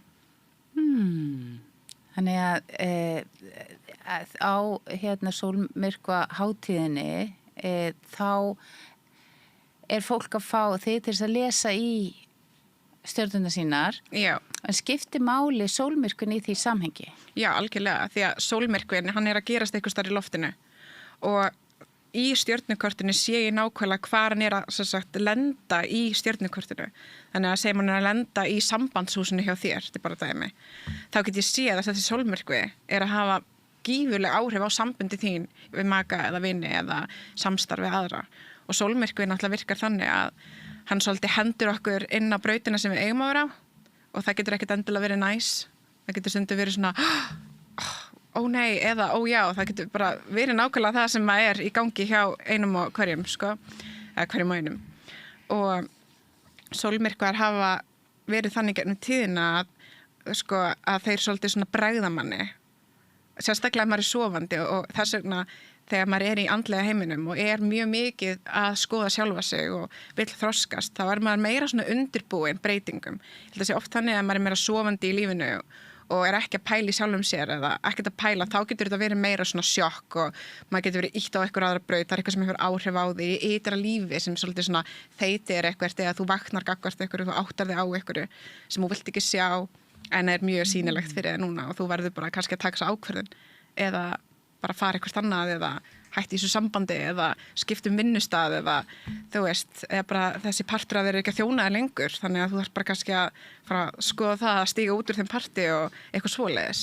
Það þá svona eins og að þú áttar þig á allt í einhverju sem þú hefur kannski verið ekki meðvitaður um? Já, þetta tengir svolítið sjálfinu og það sem ég var að tala um áðan að þetta tengir svolítið því að stíga meira inn í sig að því að ljónið sólmyrkvar að gerast í ljóni. Já. Og ljóni, það svolítið, þú veist, það með staðista egóið og ekki á slæmanhátt heldur. Við þurfum öll ego, það mjög mikilvægt. Og sólin, hún á ljónið, öll merkin þau eru sem sagt eiga eitthvað svona yfirráðanda eða eiganda og ljónið ókslega heppið á sólina sem bara staðsta, þú veist, plánetan eða það svona illuminari og það lýsir allt upp og gefur okkur lífsorku og gleði og líf og tilgang. Eins og þeir sem eru í ljónsmyrkinu eru oft bara hrókur alls fagnar og þú veist, vilja vera séðir og vilja vera þeir sjálfir og þeim svolítið sama hvað öðrum finnst sig sem svo fallegt. En það líka þannig að fólk alveg, já ég þekki ljón og hann ekki þannig, þú veist, maður heyrir þetta alveg líka. En þá út af því að ljónið á sólina og þetta sólmyrkvi og það þá kannski eitthvað öflura þessi sólmyrkvi í ljóninu heldur en hann væri ef það væri í meyju? Klárlega, og það akkurat þannig, að þú veist, plánetunar, þeim líður á einhvern ákveðin hátt eftir í hvað merkið þær eru. Þannig að þú veist, sólin, hún myndi ekkert líða eins vel ef hún væri í vatnsbera. Út af því að það öfugorka en ljónið og þannig að þegar sólin lendir í ljónið þá þetta svona fagnaðarorka, þetta svona mánuður fagnaðar og allir eru úti og að skína sinni bjartasta ljósi og það sól og öllum heitt og öllum líður vel og allir eru að skemmta sér og hafa gaman, þannig það svolítið orka ljónsins, en ljónið líka leiðtoga orka og að því það náttúrulega konungurinn, ljónið konungurinn, þannig að í gegnum tíðina hefur ljónið verið svolítið táknrænt fyrir konunga, leiðtoga eða eitthvað svona valdhafa og sko langt síðan í gamla daga á fornum tímum þá var það þannig að sólmyrkvar voru fyrirbúar og ekki endilega góðir. Þeir voru svolítið svona litnir á sem svona bad omens sem má segja, af því að þeir höfðu áhrif á sem sagt konunginn eða á þann sem stjórnaði, þú veist, samfélaginu og þá var það ógn fyrir alla í samfélaginu. Af því að náttúrulega horfir át út frá sjónarhorni hvernig þau sá þetta. Þau náttúrulega ekki vísindin sem við höfum, núna bara vitum við hvenær næstu sólmyrkvi við vitum hvað gerist og allir bara eitthvað fara að upplega sólmyrkvan. En á þessum tíma fólk bara að lifa lífinu sínu, svo bara ímyndaðar bara allt í einu verið bara myrkur. Bara miðjum degi og þú bara eitthvað að þú þvotti eitthvað, svo bara allt í einu bara kalt og bara þagnar í öllum dýrunum og það bara myrkur, þú myndir bara hugsa, oh my god, það heimsendir. Þú veist, þannig að fólk bara klikkaðist og bara misti vitið og bara rætt og þú veist, og það svolítið orkan sem sólmyrkun vill vera táknrænt, að það eitthvað sem að veldur einhverju sem að þú svona, ég verð að gera eitthvað, þú veist, þetta svona eins og sért á leiðin eitthvað, svo allt í einu bara splittast vegurinn og þú þarf bara að taka ákvörðun, ég að fara til vinstri eða hægri og ég fer bara til hægri, en ég vil meina að þú sért að fara til hægri því að það eitthvað divine eða eitthvað miklu stærra en við sem að íta okkur í þá leið, sko, að reyna að finna okkur tilgang og stíga meira inn í okkur, vera meira við. Og ég hef aldrei hugsað út í þetta, hvernig hefði verið ef við hefðum ekki vitað neitt og þetta hefði bara allt í einu gerst. Einmitt. Og það ein fræg saga sem svolítið áhugaverð, sem ein af sögum Heródótusar og það var þannig að... Hver var Heródótus? Það bara einn af frægum sagnfræðingum á fornaldartímum, sko, sem safnaði fullt af sögum og ritum og eitthvað svoleiði, sko. Og hann var sem sagt með þessa sögu að þetta eitthvað í kringa 500 og eitthvað árum fyrir Krist, sko, en þetta mjög langt síðan. Það var sem sagt stríð og menn voru að berjast og svo allt í hennu verður sólmyrkvi. Þannig að getur ímyndar að vera bara eitthvað að berjast í lífiðinu og svo allt í hennu bara slöknar á deginum. Og þeir voru náttúrulega bara í áfalli og út frá því sömdu þeir bara frið. Þeir bara hægt að berjast og bara, heyrðu, þetta bara eitthvað skilaboð frá Guðunum. Þannig að við skulum bara sættast og fórum bara til heim. Vá, eigum að vona eitthvað svolítið gerist hérna á okkar tímum. Ég vil meina að þessi sólmyrkvi mun hafa þannig áhrif á, þú veist, að við erum bæði að skoða innra með okkur. Hver að leiða okkar veg? Hver að leiða þinn veg? Þú veist, þú leiðtoginn þinn í þínu lífi? Eða erum við alltaf að setja alla orkun okkar og allt valda okkar yfir á annað fólk? Þú veist, og vona að það muni leiða okkur og hjálpa okkur. En hvernig væri það bara stíga inn í sig og treysta á sig? Þú veist, það mesta ljósið. Vá, þetta góð boðskapur. Þannig að það kannski það sem þú ert að svona vona að komi út úr þessu öll saman, að það verður bara hreinlega allir vakni og taki ábyrgð á sér og fari einhvern veginn að velja sína leið. Þú veist, ég vil meina það að stjörnuspekin hefur verið að sýna okkur það alveg núna sérstaklega bara síðastlega 10 ár plús, sko. þú veist að við erum hægt og rólega að vakna sem kollektív og sérstaklega, þú veist, núna mjög mikilvægur tími þessu sólmyrkvi bara byrjunin á því. Nóðurnar sem eru svolítið þessi, við fara inn í svolítið djúpa stjörnuspeki ástæðan af hverju því að klips gerist þegar sólmyrkvi út af því að nóðurnar, þess að tungli á okkur braut og ferðast alltaf þar og sólin á okkur braut og ferðast þar, en síðan hittast þessa brautir, það svona punktur á báðum brautum og þar eru þessa nóður og þess vegna þegar sólin og tunglin hittast þar, eða öfugt, það verður myrkvi, sólmyrkvi eða tunglmyrkvi. Og það svona feit, eða svona örlög, því að þessa nóður í gegnum stjörnuspeki hefur verið svolítið að sýna okkur hvert við erum að fara sem eitt eða kollektív. Og því að sem kollektív erum við líka ein orka og við erum að þroskast eða við erum að þróast saman sem þessi eina kollektíva orka.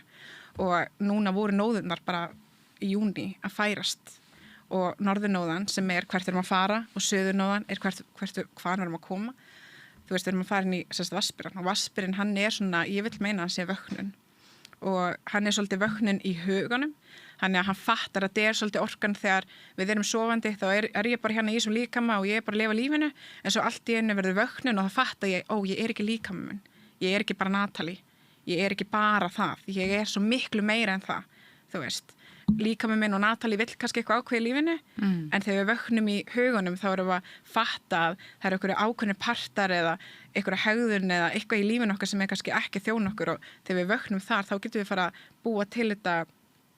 búa til þessa tengingu og verða eitt saman þar sem við þessa alheimsorku Já, og við erum að verða þannig kollektífinni núna meiri vöknun, ég ætla að meina það kollektíft erum að fara inn í miklu stærri vöknun þar sem að jafnvel fólk sem meira í yfir, þú veist, eða þannig og að stjórna samfélögum eða eitthvað svoleiðis fari meira inn í vöknun og ég veit ekki endilega hvort það verið spiritual eða eitthvað svoleiðis en það verður kannski meira svona að vakna frá egónu, þú veist, sem þú veist. Ertu að spáði að Trump vakni?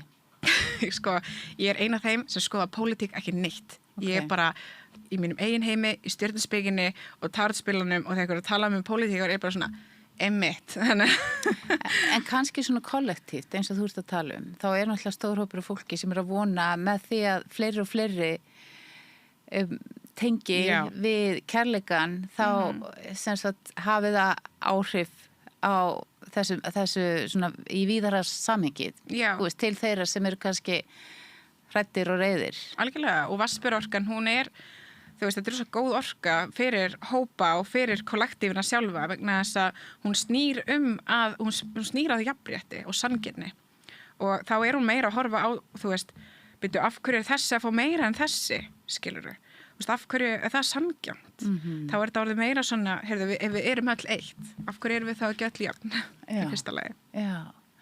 Og það orkan sem hún að reyna hægt og rólega að komast þangað. Vatnsberorkan sem að koma svona sterk inn og þú ert búin að segja svo margt sem að vekur áhuga minn eins og þetta með að það eitthvað shift líka eiga sér stað í svona stóra samhenginu. Viltu útskýra það aðeins? Hvað þú heldur að það tákni? Já, bara eins og ég vil meina að þú veist, þegar það verður vöknun þá yfirleitt út af því eitthvað mjög erfitt búið að vera í gangi. Og það náttúrulega alltaf eitthvað erfitt í gangi. Það bara partur af því að vera manneskja í þessum heimi. Já. En ég vil meina að, þú veist, við komum upp á ákveðnum dyrum, samfélagið sjálft. Já. Og ég hef alltaf sé Vatnsberorkuna svona ákveðin uppreisna segg, sko, sem svona vaknar, gagvart því sem verið að eyðileggja eða svona korrupsjoni. Þannig ég sé alltaf fyrir mér Vatnsberorkuna fólki sem að mótmæla, þú veist, Alþingishúsinu og þú veist, þegar lýðveldið ekki sátt við eitthvað og það segir byrju, af hverju þið að hafa svona næs og af hverju við að þjást og það sanngjarnt og einhver uppreisn. Já, eru við ekki öll eitt hérna og þannig það ákveðin uppreisnar orka og þegar það að gerast þá eru oft hlutir í samfélaginu að kollapsa eða falla niður.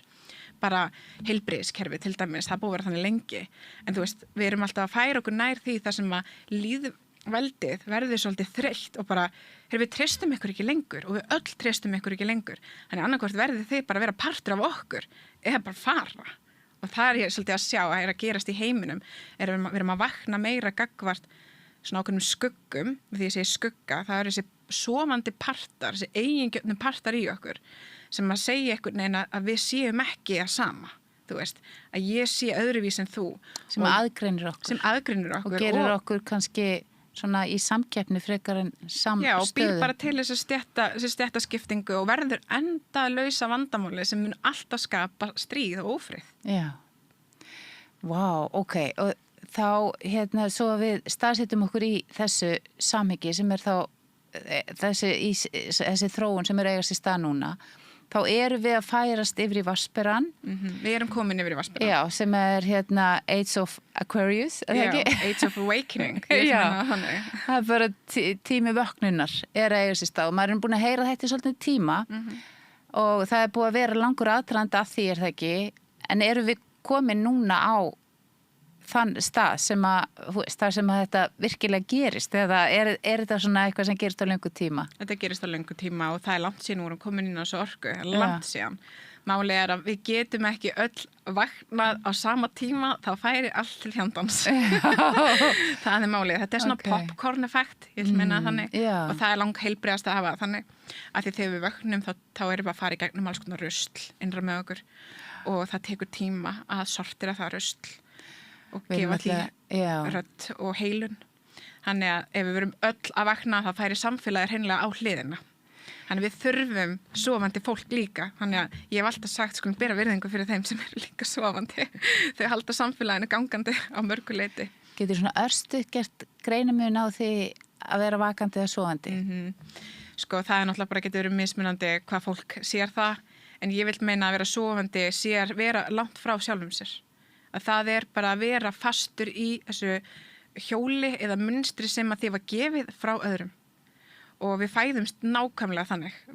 Þú veist, foreldrar okkar segja okkur hver við erum og hver við eigum að vera og skólinn bara eitt staðsti svona bara þú ætti að vera svona, mátt ekki vera svona, þú ert svona, eitthvað að þér, þú ert að fara að lifa, þú ert að fá okkur greiningu og bara, þú veist, það fitta inn í samfélagið og vinnumarkaðin. Algjörlega, verið stöðugt að vera að segja við þig að það sé ekki lægi með þig og þú ert að móta þig í ykkur allt aðra átt en þú ert og það að vera sofandi fyrir mér. Það að mæti vinnu á hverjum degi sem þú vilt ekkert vera í og þú veist ekki einu svona hver þú ert. Þú ert bara að lifa af, bara vaknar á morgnana og þú ert bara dagurinn sem alveg eins, þú veist. Og það ekki að lifa lífinu. Fyrir mér að vakna morgnana og finna tilgang og finna tilhlökkun. Vá, ég hér. Hér vil ég vera og vá hvað ég spennt fyrir þessum degi og að gera nákvæmlega það sem drífur mig áfram og það það að vakna í sólinni sinni, í sinni sól, í ljóninu sínu sem segir þetta það sem gefur mig tilgang og þess vegna ég á jörðinu að upplifa allt þetta sem ég get upplifað og þetta það sem að ég hef sérstaka hæfileika og ég ætla að sýna öllum það. Þegar ljónið, það vil kenna sko, að við séum öll með einstaka hæfileika sem engin annar með. Og við erum þannig, þú veist. Ég með stjörnuspekina og margt annað og þú ert með eitthvað annað, ég ætla að þekki ekki neitt, ég veit ekki. Við erum að kynast þú með þetta í podcastinu og margt annað. Og það sem við skínum okkar bjartasta ljósi, þar eigum við að vera. Þar nákvæmlega tilgangur þinn og þegar þú finnur tilgang, halda áfram. En að fara í vinnu og að bíða eftir því að vinnudagurinn klárist og vil ekki vera þarna, fyrir mér það rosa stórt merki og sérst ekki rétt með stað. Þú sagðir að vera langt frá sjálfum sér, en þá ertu að tala fyrir marga kannski vont að vera nálægt sjálfum sér. Getur það verið, það bara sásökufullt? Algjörlega. Og það mitt partur af þessu sem ég var að tala áðan að við getum ekki alltaf vegna á sama tíma því við þurfum tíma. Við þurfum tíma til þess að finna alla þessa parta sem eru yfirleitt í mjög miklum sársöka. Og þessi sársöki, hann kemur einmitt út frá því við fengum ekki vera við. Fóreldrar okkar voru, og bara þú veist samfélagslega, bara við lærum samfélagslega, við megum ekki vera við sjálf. Við lærum samfélagslega, vertu kurteis, þú veist, og hvað að vera kurteis? Það að segja ekki hvað finnst. Það einmitt að segja það sem allir vilja heyra. Sem náttúrulega svo fallið til börn og svona, að þau segja allt og þau eru ekki búin að læra að vera meðvirk. Akkurat, að því við erum alltaf einhvern veginn sko að verja tilfinningar annara. Og það það sem við lærum að tipla á tannum og vera meðvirk öðrum. Þannig ekki segja hvernig þér líður. Af því þá veldur þú ykkur öðrum mannlegan. En Vatnsberinn, hann segir, hvernig væri það, við værum bara öll vakandi yfir okkur eigin tilfinningum og tækjum ábyrgð á þeim. Þannig ef ég fæ að vera allt sem ég þá get ég bara sagt allt við þig og það sé bara þinni ábyrgð hvernig þú ætlar að taka. Nákvæmlega. Það bara henni finnst þetta mig, skipti það mig persónulega máli. Já, eða þá að þú segir mig hvernig þið líður og ég get verið til staða fyrir þið þar á þess að upplifa að það sé óþægilt fyrir mig hvernig þið líður. Já, bara átta þig á því, þetta eru mínar tilfinningar eða þetta eru þínar tilfinningar og þú átt rétt á því að hafa þær og ég þarf ekki að taka þær alveg inn á mig og láta það snúast mig. En núna ég þeirri kynslu sem að ólst upp við mikla þöggun og bælingu. Það var bara, miðað síðustu öld, það var bara þannig sem uppeldi var og skólakerfið og þannig að ég að upplifa svo mikla breytingu. Ég að upplifa byltingu varðandi það að mega bara tala hluti, að hafa tilfinningar bara yfir höfuð. Bara mín kynslu bara má þetta bara, má tala tilfinningar og má yfirleitt tala hluti, þú veist, eiga samskipti. Þannig að ég held að núna, eins og þú ert að lýsa, og kannski forvitnilegt ef þú getur varpa að ljósa á það, ég held að við séum að upplifa byltingu frá því að vera einhvern veginn trúlega svona bælt og lokuð yfir í það að mega einhvern veginn finna og vera og tjá okkur og eiga samskipti. Ég held að það sé nú kannski að stærsta. Það er ekki hættulegt lengur að orða hluti. Algjörlega og ímyndaði börnin sem að fæðast núna undir þessari orku. Já, hugsaði þér. Þú veist, fá að vera allt sem þið eru. Það er svo fallegt. Já. Þetta bara, þú veist, við erum einmitt svolítið birtingamyndin af svona einsýnt eða bara, þú veist, endalausu survival mynstrum kalla ég, bara svona við verðum að lifa af og við þurftum það á þeim tíma fyrir löngu síðan, forfeður okkar. Þeir þurftu að læra einhvern veginn að lifa af og til þess að geta lifað í hópum og samfélögum þá þurftu þeir að vera kurteisir eða vera næs og hlýða eða hvað var, því annars bara kannski nýrist það búið líf og dauða. Og veist, ef þið var bara hent út úr samfélagi þá gast ekki að lifa af. Þannig að þetta er svo sterkt í okkur að vera samþykkt. Að fitta inn. Já, að vera samþykkt í hópum og eiga vini og þess vegna reynum við að vera einhvern veginn öðruvís en við erum. Að þetta er bara svo djúpt í okkur. Þetta er ekkert, þú veist, þetta er svo miklu dýpar en við höldum. Þetta er alltaf þessi ótti að, þú veist, bara útskúfun og bara höfnun og að vera ekki nóg. Og það er bara svo sára tilfinningar að eiga við. Og það er, þú veist, eins og þú segir, það er grunnþörf mannsins eins og allra annara spendýra að tilheyra. Akkurat. Og ég hef alltaf sagt að ef maður í þannig vinahóp að maður óttast að maður sé ekki, að maður óttast að vera hafnað af fólkinu, er maður þá í rétt að vinahópum. Skilur við. Það er svona eitt. En segðu mig þá, í allir þessi samhengi, hvað er að gerast þarna á miðvikudaginn, núna 14. Hvernig getum við nýtt okkur þetta einhvern veginn, 12. ágúst, hvernig getum við nýtt okkur þetta? Hvernig getum við, þú veist, unni með þetta? Hvernig á ég að skipuleggja daginn minn, þannig að ég, þú veist, fái sem mesta heilun og umbreytingu og opnun. Já, ljónið, það er svona hrókurhalsfagnaðar, sem ég sagði það. Og hún mér alveg sama hvað öðrum finnst sig sem er svo fallegt. Hann einhvern veginn bara, þú veist, þá er ég að tala þegar hann er að skarpa sínu bjartasta ljósi. Þá bara er hann á sviðinu og allir eru að horfa á hann og hann fær að dansa, þetta eru svo börnin í búningunum og þau eru að dansa við eitthvað lag og þú veist, og þú getur verið að hlæja mér að segja og þau taki ekki eftir, þú veist, þau allavega að horfa ekki á það sem einhvers konar, þú veist, að sé verið að draga þau niður eða neitt, þau eru bara, vá, ég fæ athygli saman hvernig þessu slæðið er góð, Þannig að ljónið, það er lífsorka og lífskraftur.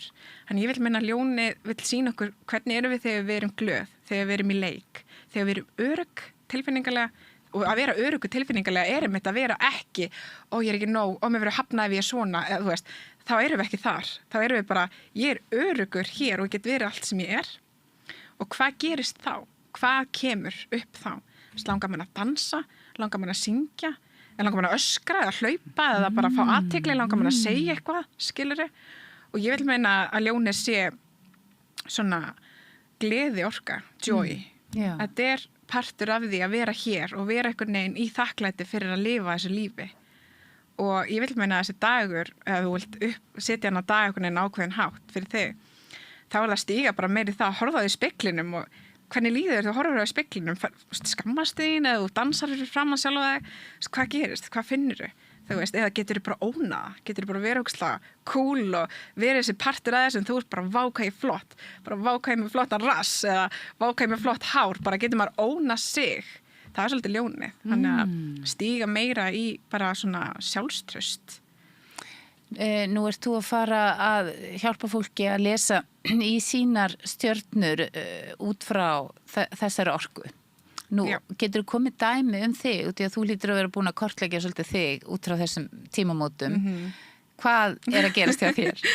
Hvað tækifæri eru þarna fyrir þig? Sólmyrkvinn að gerast í öðru húsi hjá mér, kallast það. Af því að þessi hringur sem ég var að tala um, dýrarhringurinn, hann skiptist síðan í svona hús sem þetta er eins og pítsusneðar og það 1-12. Já.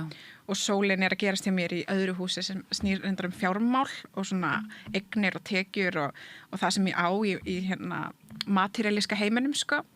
Þannig að það að varpa ljósi kannski meira á peningamál hjá mér og það sem ég þarf að fatta bara hvar ég að eyða kannski og mikið eða hvar þarf ég að, þú veist, eitthvað svoleiðis.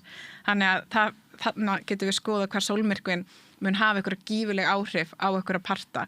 Það verður kannski einhver áttun hjá mér eða eitthvað svoleiðis og ég alveg búin að átta mig á því undanfarna daga, sko. Þannig að það alveg búið að vera svona stór partur það sem ég bara meðvitað að vera að skoða fjármáli mín og hvernig get ég verið bara, þú veist, að eyða í rétti hlutina og af hverju ég að eyða í þessa hluti, hvað starfi ég þessa hluti og þú veist, eitthvað svoleiðis. Þannig að það er það sem að gerast hjá mér persónulega, en síðan sólmyrkvinum þetta gerast á mismunandi stöðum hjá hverjum og einum og það er það sem að þessi eclipse-lestur sem ég mun bjóða vera hann muni skoða þeim bara er þetta gerast í sambandshúsinu og svo það líka þannig að við erum með plánutur í kortinu og þær eru síðan í samskiptum við sólmyrkvan, en það aldrei eins fyrir neinn, skilurðu. Þú veist, þannig að þú með Venus hérna og þarna, þú veist, ykkur spennur eða kannski ykkur góðar orkur á milli, ykkur góð samskipti og það kannski mun hjálpa þér.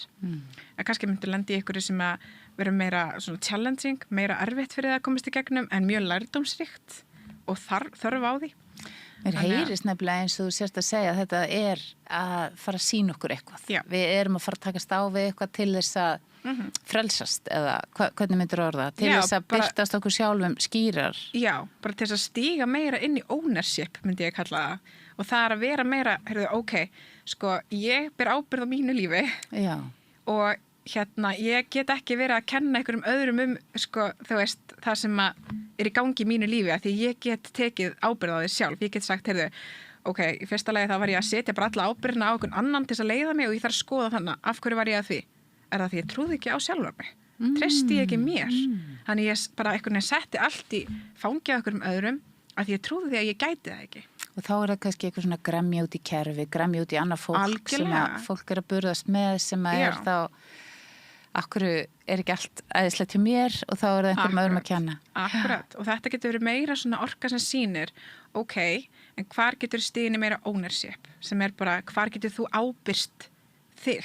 Já. Hvar getur þú sagt, ég þarf ekki lengur að einhver annar stjórni þessu. Ég get gert það sjálf og ég ætla núna að taka þetta í mínar hendur og treysta mér fyrir því, að því ég geta, þessi sjálfstrú.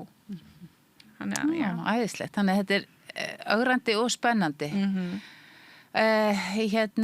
Hvernig ætlað þú að hafa daginn? Eða, þú veist, hvernig vinnurðu með þetta í þínu lífi?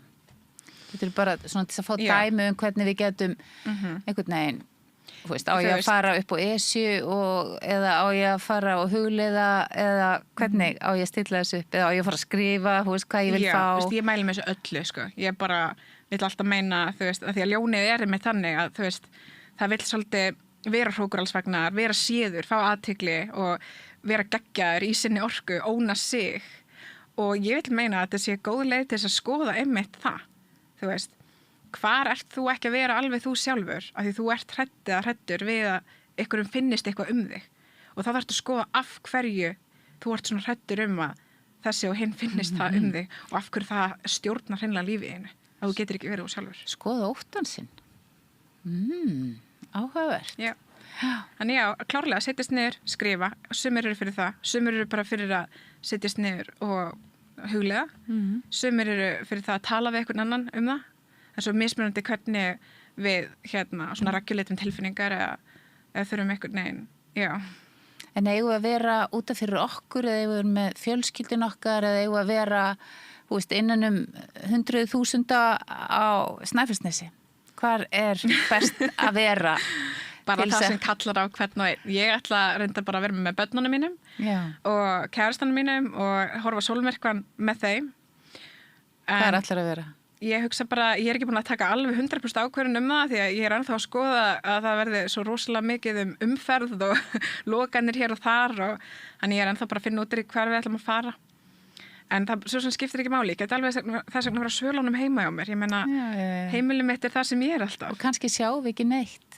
Kannski verður þetta bara eitthvað svona upplifun. Já, það mun alltaf vera myrkur, það verður alveg hreinu. Sko. Já, verður myrkur, já. Mun taka eftir því að allt í einu verður bara svo slökkt að ljósanum í smá stund, sko. Það verður kalt og maður heyrir alveg, þú heyrir ekki fuglum eða það verður svona hljótt. Þetta mjög áhugaverð orka og ég mæli með því að fólk sé úti allavega, þó að sjá getur sólar eða verður skýjað eða hvernig það verður.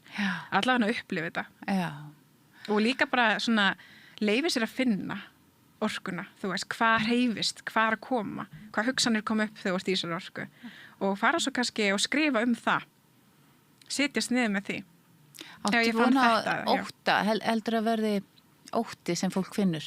Það getur alveg verið þannig. Það bara svo mismunandi hvað hver og einn að eiga við. Það klukka niður, hún örugglega minna okkur á tíminu að bú. Heyrðu, eitthvað sem þú vilt segja kannski svona lokum varandi þetta, einhver ráð eða einhverjar hugmyndir svona til þess að senda út til fólksins sem að hlusta? Nei, ég hugsa bara, þú veist, allt það sem ég var að segja, bara verður bara þú sjálfur eða sjálf.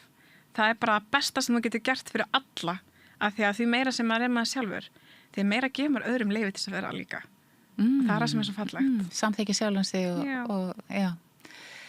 Heyrðu, það góð lokaorð og ég held að við bara segjum þetta gott fyrst að klukkan small í gólfið og bara njótið sólmyrkvans eins og ykkur hentar og takk fyrir í dag. Góðir fjölmiðlar eru mikilvægur partur af því súrefni sem sérhvert samfélag þarf á að halda. En góðir fjölmiðlar þeir þurfa ekki endilega að vera hlutlausir, en þeir verða að vera sjálfstæðir.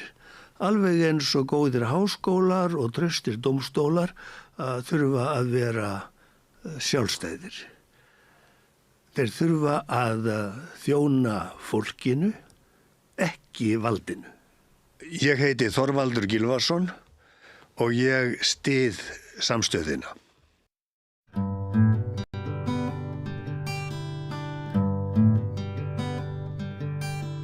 Fyrr í sumar ræddi ég við Íslending sem einn fárra landa vorra sem starfar á olíupalli, norskum olíupalli. Það var fróðlegt að heyra af hans aðstæðum og hann nú kominn aftur til mín hingað að rauðaborðinu þessi maður. Ég ætla að spyrja hann út í samband olíu og stríðs og friðar þá líka og hvað Norðmenn eru að hugsa núna gagnvart ESB, eru þeir að fylgjast með Íslendingum eða hvernig það? Vertu velkomin Steingrímur Ólafsson. Takk fyrir. Ég var að byrja á því sem allir eru að hugsa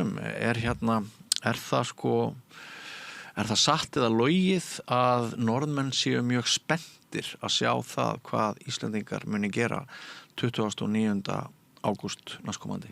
Já, þetta fylgjast Norðmenn afskaplega vel með því. Við erum þarna með þeim ásamt Liechtenstein, svona hálfur inni, hálfur úti, eða 80% inni og 20% úti, hvernig maður vilja tólka það.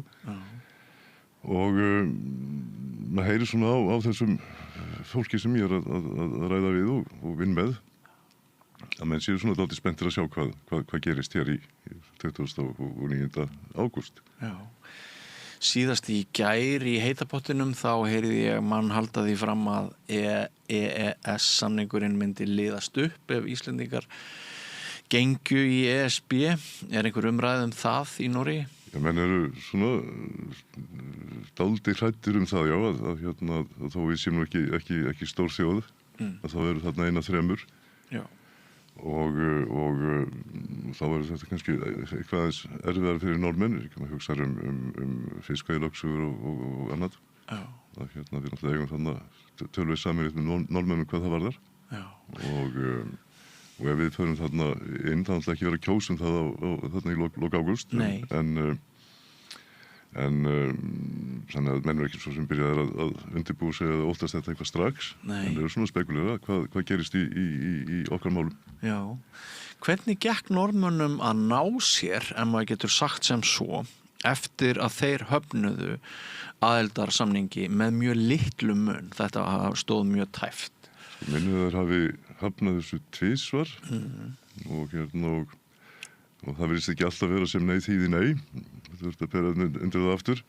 Já. Og sko þeir náttúrulega búa við það að vera þarna með sínu olíu og er náttúrulega mikið sko ég geta gert meira heldur en að spila betur út því sem þeir hafa heldur en margir aðrir. Já.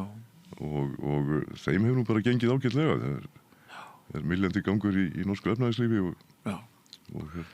og engin svona félagsleg opin sár að lokinni kosningunni? Nei, það virðist ekki vera. Nei, af því að hér óttast maður það svolítið, við erum svo fá og smá og þetta er svo persónulegt og maður þegar farin að hugsa til þess með hryllingi sko, hvernig fer fyrir okkur bursið frá því hvernig niðurstaðan verður 29. ágúst. Já, sko sko minni fjölskyldu þá er sumir fylgjandi því að segja já. Já. Það er svona við getum alveg sagt já en ekki sérstaklega hrifnin af þessu. Nei. Og ég held þetta muni svo sem ekki skilja neinn djúp sár eftir hjá þjóðinni sko. Þetta náttúrulega verður við upplöfum hér efnaðarsun á sínum tíma. Já. Og maður sér ekki að sé einhver sérstök sár eftir það þó það hafi verið mikið alvarlegri hlutur heldur en hérna sem þessi atkvæðagreiðsla sem á að fara fram núna. Ég held samt að það sé einhver hópur fólk sem misti allt sitt og fekk ekki aftur sem er ansi reiður. Já, jú, en þetta er ekki eitthvað sem klífur þjóðina sko. Nei, ekki beint. En sko, af því þú nefnir olíuna og af því að þú hefur nú atvinna á því að vera á olíuborpalli, er það, heldurðu, sú breyta sem að hefur mest það að segja að Norðmenn eru ekki í ESB? Já, ég alveg samfærum það er einn stærsta breytan í því. Og þá er að spurningin, er íslensku sjávarútvegur olíubreyta Norðmanna? Já, sko, ef við fáum ekki hérna sem sagt yfirráð yfir þessum fiski okkar og hérna þá held ég að við séum ansi illa sett. Og svo er nú kannski annað sem hérna þetta maður líta til sko, lífið ekki bara saltfiskur sko. Nei. Þannig að við erum hér með óhemju af auðlindum öðrum, eins og bara orku. Já. Allt botnlist í vindorku ef við kennum okkur Já.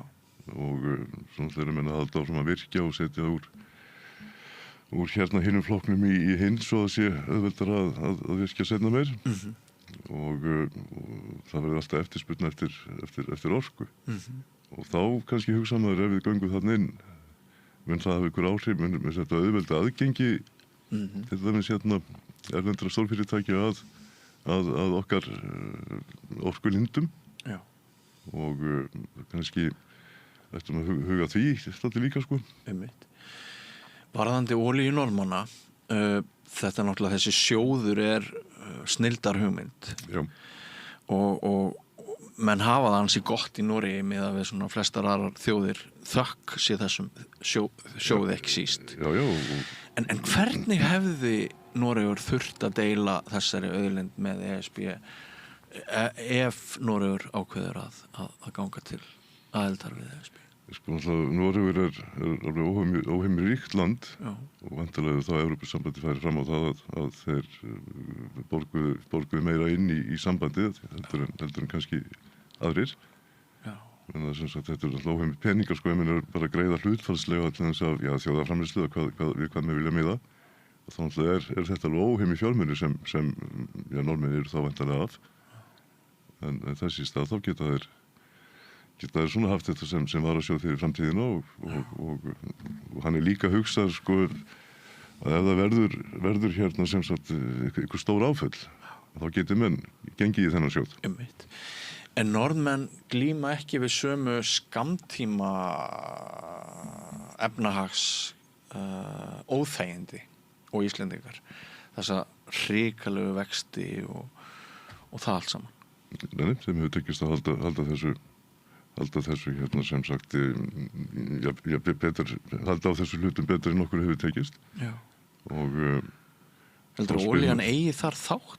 Auðvitað hún eitthvað þátt í því, en svo náttúrulega eru sem sagt bara Norðmenn, sko ég held að sé bara skynsamar í efnahagsmálum heldur en Íslendingar. Já, það er því líka. Og maður átt að segja alveg á því að hérna, ein rökin fyrir að ganga inn í Evrópusambandið er þau að hér munu vextir alveg snarlækka og hér munu drjúpa smjör á hverju strái. En móti kemur að þá þurfum við eins og væntanlega aðra þjóðir, þá þurfum við væntanlega líka að breyta okkar áherslum í efnahagsmálum og peningastjórn og öðru sem tengist hagfræðinni. Og þá veltum maður fyrir sig ekki hægt að gera það án þess að ganga þarna inn og hérna eða aðlaga sig. Og það má vel vera að það sé ekki hægt en þetta er svona rök og með og móti. Hann er áhugaverður sko þessi samanburður á Norðmönnum og Íslandingum, hvað var það svona viðþorf okkar til dæmis eyðslu, að hérna ég á dóttur sem býr í Oslo og hún segir til dæmis, ung kona sko, og hún segir að það sé hérna sjaldgæfara að ungt fólk í Noregi sko til dæmis slá í lán fyrir einhverju sem að þarf ekki eignast en hér svona eins og séu jarðbundnari stíi fasta til jarðar, og kannski er það líka bara vegna þess hvað er alltaf mikið happa og glappa efnahagsumhverfi hér á Íslandi að við hérna. Jú, þetta er svona dálítið svona hipp sem happ sko, það er hérna verið þarna sem sagt að umræða þarna í Noregi sko að aðgengi að þessum smálánum og öðru sé full auðvelt og unga kynslunum sé einmitt að núna í seinni tíð. Já, og unga kynslunum sé einmitt að skuldsetja sig dálítið svona í hérna já, vantarlega já, ekki 90% óþarfa sko. Já, ok. Á þessum okurvöxtum. Þannig að þeir eru ekki vakumi frá þeirri umræðu sem Nei, og þetta er bara ungt fólk í Noregi, það er sömu samfélagsmiðlum og ungt fólk á Íslandi eða í Fraklandi og Bandaríkjunum sko, þetta hérna og hérna akkurat. Þetta er ekki svona, en þeir jú, það getur verið sér eitthvað minna en þetta þekkist alveg að Þú nefndir þversögnina þegar þú komst hérna síðast til mín að Norðmenn sem að þykjast vera mjög uppteknir af umhverfismálum eru náttúrulega í mótsögn við sjálfa sig með þessari massífu olíudælingu. Já. Það bara gefur að skilja. Það gefur auga leið. Ef við setjum olíuvinnslu Norðmanna og bara olíuvinnslu heilt yfir í heiminum í samhengi við ófriðin sem nú er, hvað hefur það að segja? Því ég veit að þú hefur pælt töluvert í þessu. Já, sko, þetta náttúrulega er ekki bara olía, þetta náttúrulega eru í raun og veru allar auðlindir. Einmitt. Og Norðmenn eru nú einhver 5-6 milljón manna þjóð. Og það er ekkert stórir í olíuvinnslu á heimsvísu. En ógjafa margra þjóða sko að sérstaklega það hefur verið svona hver hendun upp á móti annari. Það er að það finnast auðlindir sem þau hafa eða eiga hafa yfir á yfir. Já. Þá er náttúrulega stórveldin komin eins til þess að tryggja sér þetta og beita nú ekki alltaf svona fallegust og bestu miðalunum. Og sko meina þegar við vorum ungir og hérna þá var þetta sem sagt voru sífellt að borgarastyrjaldir til þess í Afríku. Og það var náttúrulega bárust fyrir þetta því að Sovétmenn hefðu verið að styðja þennan hópinn með handsprengjum og vélbyssum. Og Bandaríkjamenn væri þá náttúrulega að styðja hina fylkinguna á sama hátt. Suður-Ameríku mikið. Já, og þá náttúrulega Og þetta er náttúrulega sko bara barátta yfir auðlindum. Og gamla sagan. Og svo, sem sagt, gerist það við bara tökum Íran. Það var ekki 1956 sem lýðræðiskjörinni ríkisstjórn var steypt af einmitt CIA og MI6. Já. Og þar tók við svona frekar skuggalögu pappír og með hérna vel þjálfaða svona herlauruglu og leyniþjónustu sem hérna í raun og veru sko drap meira og minna alla stjórnarandstöðu sem var þarna nema náttúrulega klerkana sem tóku svo við þarna 79. Og það var það sko þeir einu sem gátu fyllt í þetta tómarum sem þá skapaðist í Íran. Nú 2 eða 3 árum seinna þá ráðast sem sagt Saddam Hussein og Írak þarna inn og þarna 8 ára stríð og það er talið að við svona dáið þarna milli 500 og 800.000 manns og það var vopn frá Bandaríkjum og svo var það hinn Persaflóðríki sem studdu það fjárhagslega. Og svo náttúrulega þessi viðskiptamenn sem búin að vera þarna í áratugi og maður skilur svona í aðra röndinu að Íranar sé ekkert afskaplega elskir að þessum ríkjum sem eru þeim þarna sem sagt hinum með við flóan. Já, það eru söguleg rök fyrir því. Já, og hérna við getum bara ímynd okkur ef hérna þá svona við staðaðir í með þessum sporum við varum ekki hérna afskaplega hrifin af kvölurum okkar. Hreint ekki. Og hérna þetta gildi væntanlega þá líka. Og þetta er menning sem er sko fleiri þúsund ára gömul og hérna og það er verið að sprengja þarna allt í helvíti svona. En svo kemur manni það bara allt í einu óvart að hérna að þetta ríki sko það er hérna einhvern veginn verið búið að knésetja Bandaríkjamenn. Bara sem sagt öll þessi fínu vopn sem Kanin er með og er náttúrulega bara stórveldi í hernaði. Að þetta er náttúrulega er sem sagt þeir verða búinir með byrðirnar.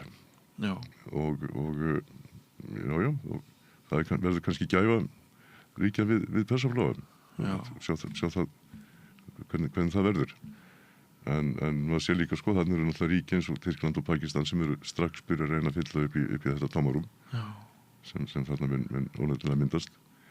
Og þetta er náttúrulega hluti af því við sjáum til þess eins og yfirtakan í Venezuela að þetta var gert til þess að hindra það að Kínverjar kemist í olíu saman með Íran að hérna að það er náttúrulega verið að reyna að hindra aðgengi Kínverja að olíu en þetta þýðir líka sko aðgengi þegar nú búið að loka þarna á Hormúzsundinu aðgengi Japana og Kóreumanna að það er náttúrulega ekki neitt heldur og var það ekki síðustu viku þá held ég að Bandaríkin hafa orðið að beila Japana út sem sagt með hérna því að það farin að hækka verðbólga og vextir og ég held að Japan út af olíuskorti Já, meina þeir olíuhreinsistöðurnar þeirra þar hafa bara ekki þráefni og þetta er, ég held að sé hvað 220-30% skuldir af vergri þjóðarframleiðslu og þetta er ekki meint gæfilegt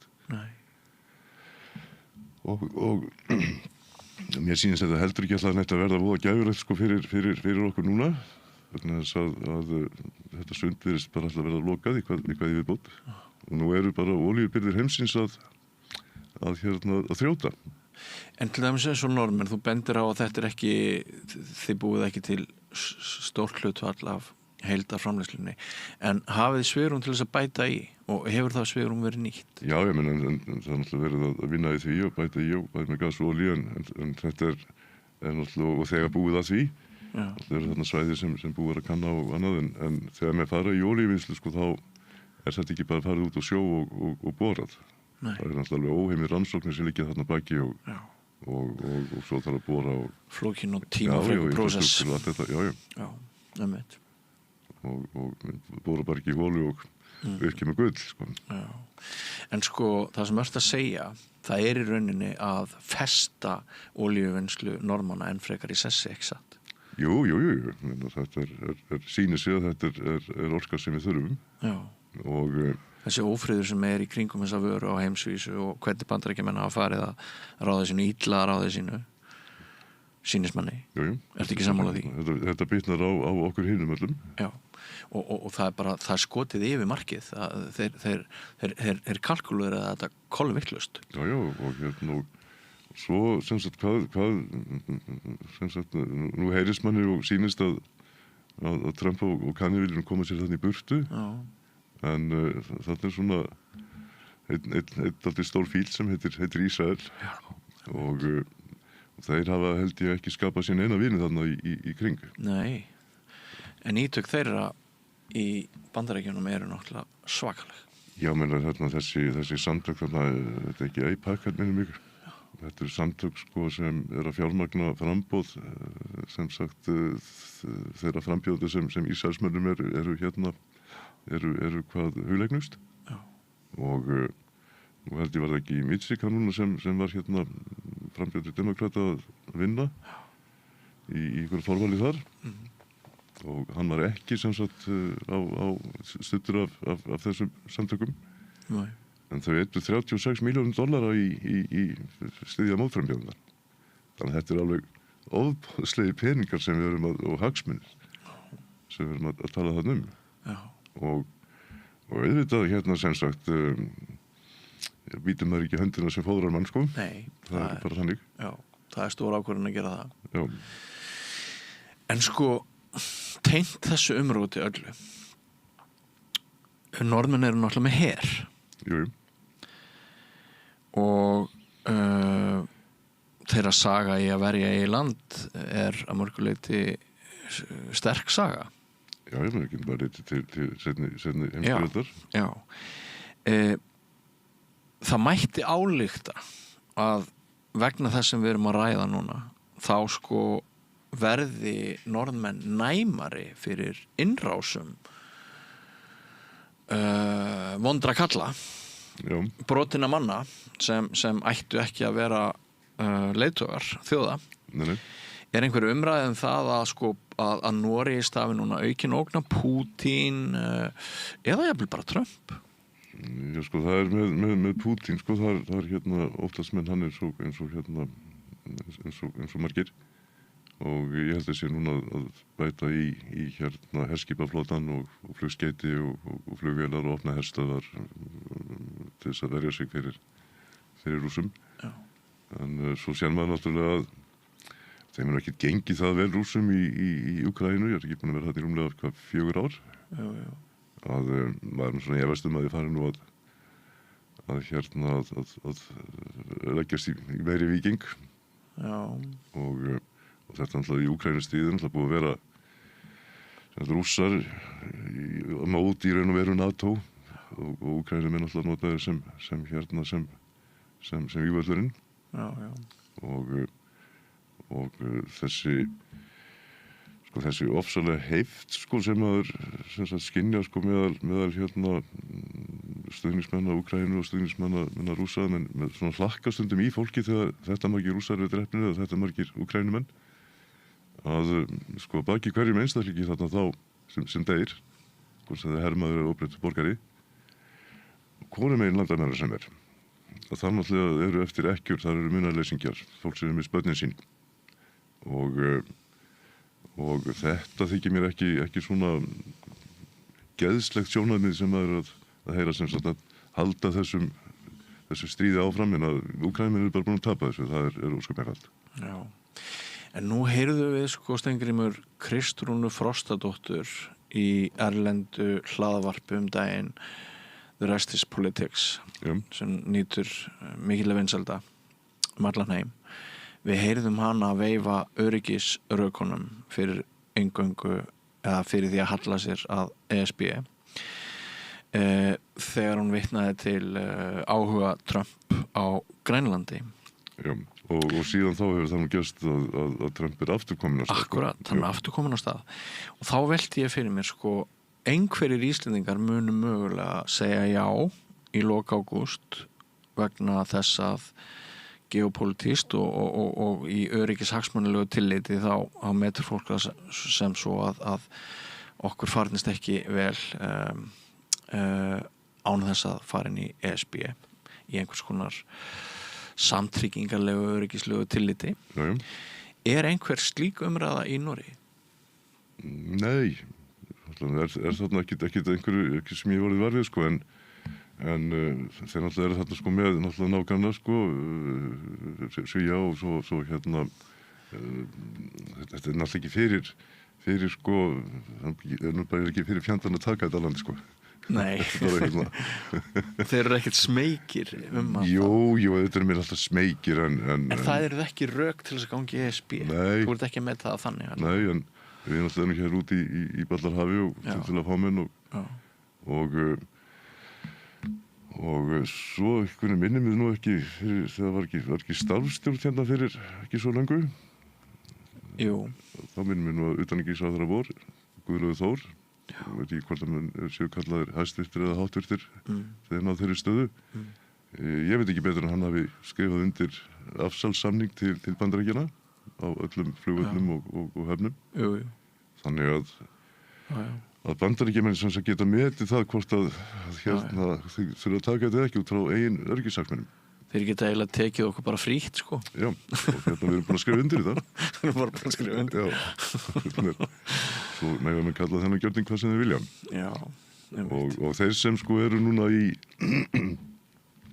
í neyleiðinu í sambandi við ESB að þeir sem sagt eru að tala að við séum að afsala okkur svo miklu sjálfstæði og eigin ákveðnar rétti. En sumir í þeim hópinu og þegar búnir að því sko þannig að þetta er dálítið tvískilningur þarna eins og víðar. Ég hef þess ekki heyrt að neinir þingmenn engra flokka á Alþingi hafi eitthvað verið að taka þetta upp. Þannig að þessi undirritun Guðlaugs. Ekki mikið, það er nú aðeins samt búið að... búið það, já, ég hef vist að því. Já, Rúf fjallaði eitthvað með þetta og svona. En það er alveg rétt að hérna, já, en sko finnst þér hérna, bara sem að fara aftur að upphafinu, telur þú að framtíð Norðmanna utan ESB sé í hættu ef Ísland segir já 29. ágúst næstkomandi og segir já í kjölfarið á því við samningi sem að Íslendingar telja ásættanlega? Það fer nú bara nákvæmlega eftir hvernig staðan í Evrópu verður held ég. Já. Vegna þess að nú er Evrópa bara góður í leið með að verða blöngu. Já. Og alltaf heiða hvað 5% er það ekki markmiðið í varnir? Jú, þetta er náttúrulega allt meira og minna tengt stríðinu, Úkraínu stríðinu, sko. Já. Og þarna er sem sagt Evrópan búin að moka inn peningum. Já. Og hérna... Og meðan Bandaríkjamenn hafa í seinni tíð haldið þessar höndum. Jú. Og hérna... hvernig verður staðan þarna í Evrópu eftir 2-3 ár? Evrópa á í raun og heldur engar alltaf Evrópa sem slík á engar eða samband sem á engar auðlindir. Nei, ekki sem samband. Nei, það er svona einstök ríki sem eiga þarna auðlindir og hérna og það er náttúrulega ekkert viljað til þess að hérna láta þær eitthvað hendi í eitthvað evróskan sjóð. Nei. Og eru í raun og veru ekkert svo miklar heldur. Nei. Þetta er náttúrulega orðið eiginlega bara náttúrulega heilmikill landbúnaður og einhverja fiskveiðar og annað. En sýnir svona að eins og tækni framleiðsla á tæknivörum og síðan að færast austur til Kína og Asíu. Já.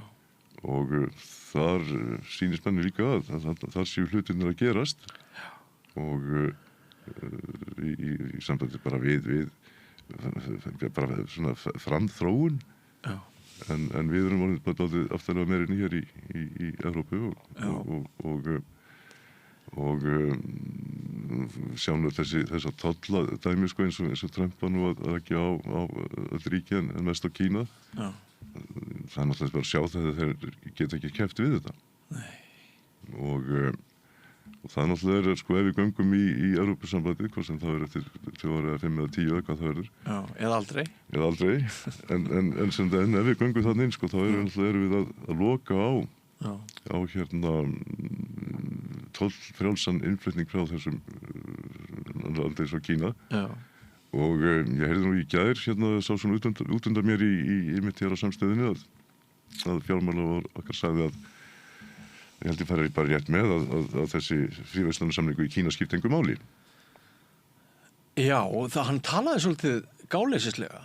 Já, Ég held hann sko myndi frekar slá sig röksemdinni að það mjög flókið og erfitt fyrir þjóðir, smáþjóðir eins og Ísland, að gera marga tvíhliða viðskiptasamninga við ríki. En hann einmitt, það ágætt að þú rifjar þetta upp. Þetta sló mig líka. Og nú sko stefnum að því bara sem dæmi að fara hér að rafbílavæða allt Ísland. Já. Og megnið að þessum bílum kemur frá Kína. Já. Og það munar nú alveg 10% tolla. Og plús allt annað sem á eftir að koma inn í framtíðinni. Einmitt. Það svo sannlega margar hliðar á þessu. Ég var í útlöndum daginn. Og ég þurfti að kaupa mér ból. Já. Bara svona strandból eða hvað maður á að segja. Ég fór inn í einhverja búð og ódýrasti bólurinn sem ég gætt keypt og þetta var nú bara eiginlega bólur í 1 dag í sólinni var kínverskur. Hann var framleiddur í Kína og ég keypti bólinn og ég fór í bólinn og mér tókst að vera í honum þennan dag skamlaust. Svo setti ég inn í þvottavélina og þegar ég tók hann út á þvottavélina þá var hann 1/3 af því sem hann hafði verið þegar ég keypti hann. Já, menn að Kínverjar er alltaf framleiða algjört drasl eins og þetta væri líka sko. En þessu sem skiptir máli að þá held ég að sé nú dálítið glúrnir. Það að mörg að hyggja. Já, það Já, ég meina, sko, menn er ekki átt að sjá því, sko, ef það að kaupa eitthvað sem ódýrt til að geta verið satt, þá hljóta þeir að fá vörur í samræmi við það. Jú. Það er svolítið þannig. Það gaman að fá því heimsókn. Hvenær áttu næst vakt á olíuborpallinu? Já, næst vakt eftir, þarf að vera mættur til Hammerfest í 17. ágúst. 17. ágúst, 10. í dag. Það eftir viku? Það viku flug hérna 17. og kem 10 kvöldi til Hammerfest og daginn eftir í að hjálpa til við að dæla upp olíu til að menga heiminn og passa hagsmunni við alls. Þú umhverfið sinnin? Já, þetta er en sem sagt sem að segja sko þessi olíuvinnsla norðmanna sko skipta náttúrulega engin sem sagt að heimsís ekki nokkru máli. Svo náttúrulega voru líka staðsettur þannig að það ódýrast og fljótlegast að flytja olíu sem sagt til Bandaríkjanna. Já. Það mikið ódýrar heldur en að flytja náttúrulega til Kína eða. Einmitt. Og Norðmenn eru meir og minna hættir að nýta jarðefna eldsneyti á eigin bíla, er það ekki? Já, kannski ekki meir og minna en það fer alltaf minkandi og minkandi. Já, þeir hafa verið hraðastir í orkuskiptunum, er það ekki? Jú, og þannig að sem sagt eru sem sagt líka farnir að þessar ferjur sem ganga sem sagt milli yfirfirðina og eru hluti af þjóðvegakerfinu raunveru. Já. Þetta allt meira og minna orðið knúið rafmagni. Já, er það svo? Það er magnað. Já, og Já. Ég var einmitt að koma frá Gardavatninu, Ítalíu. Þar er bara díselstibban yfir farþegunum. Já. Og ég var einmitt að velta þið fyrir mér, það væri nú hægt að gera betur hér. Já, ég meni þetta er til og svo held ég að sé bara sem sagt einhverju svona batteríspakkar í hleðslöðurum eigin og svo er þeim bara skipt út þegar fer að minka straumurinn. Akkurat. Og þetta er þeir eru allan að reyna að gera sitt. Já. Skulum ekki bara að gera grín á nómurum fyrir vera með grænu stóli í heimi, þeir eru líka að reyna að stemma stigu. En svona í lokin, myndur þú gefa það upp? Ég myndi spyrja þig hvort þú ætlar að segja já eða nei 29. ágúst næstu mánuði. Segðu ekki nei, segðu kannski. Ég er ekki ég er ekki búin að gera það upp með það sjálfur sko. Nei, já, það Akkurat. En eins og ég var nú að reyna að segja síðan sko að það kannski ekki mitt að það vitir ungdónum. En það er alltaf einhver smá þrjóska í manni líka, sko. Já, gott. Ég held þessi mestur fengur í fólki núna í umræðinu sem ekki búið að gera upp sinni hug. Já, og sem ég reyna að koma inn á, sko, það er alltaf bæði plúsar í þessu auðvitað og svona mínusar. Já. Og maður reyna veit ekki, sko, ennþá hvar mínusarnir eða plúsarnir. Og það er mitt að kæra núna um Suðurlandið. Já. Og þar er sér maður alltaf heyrúlur meira og minna mertar, sko, ESB, nei takk og Sumir finnst það algjör snild en aðrir segja bara er hægt að komast lægra í lágkúrunni?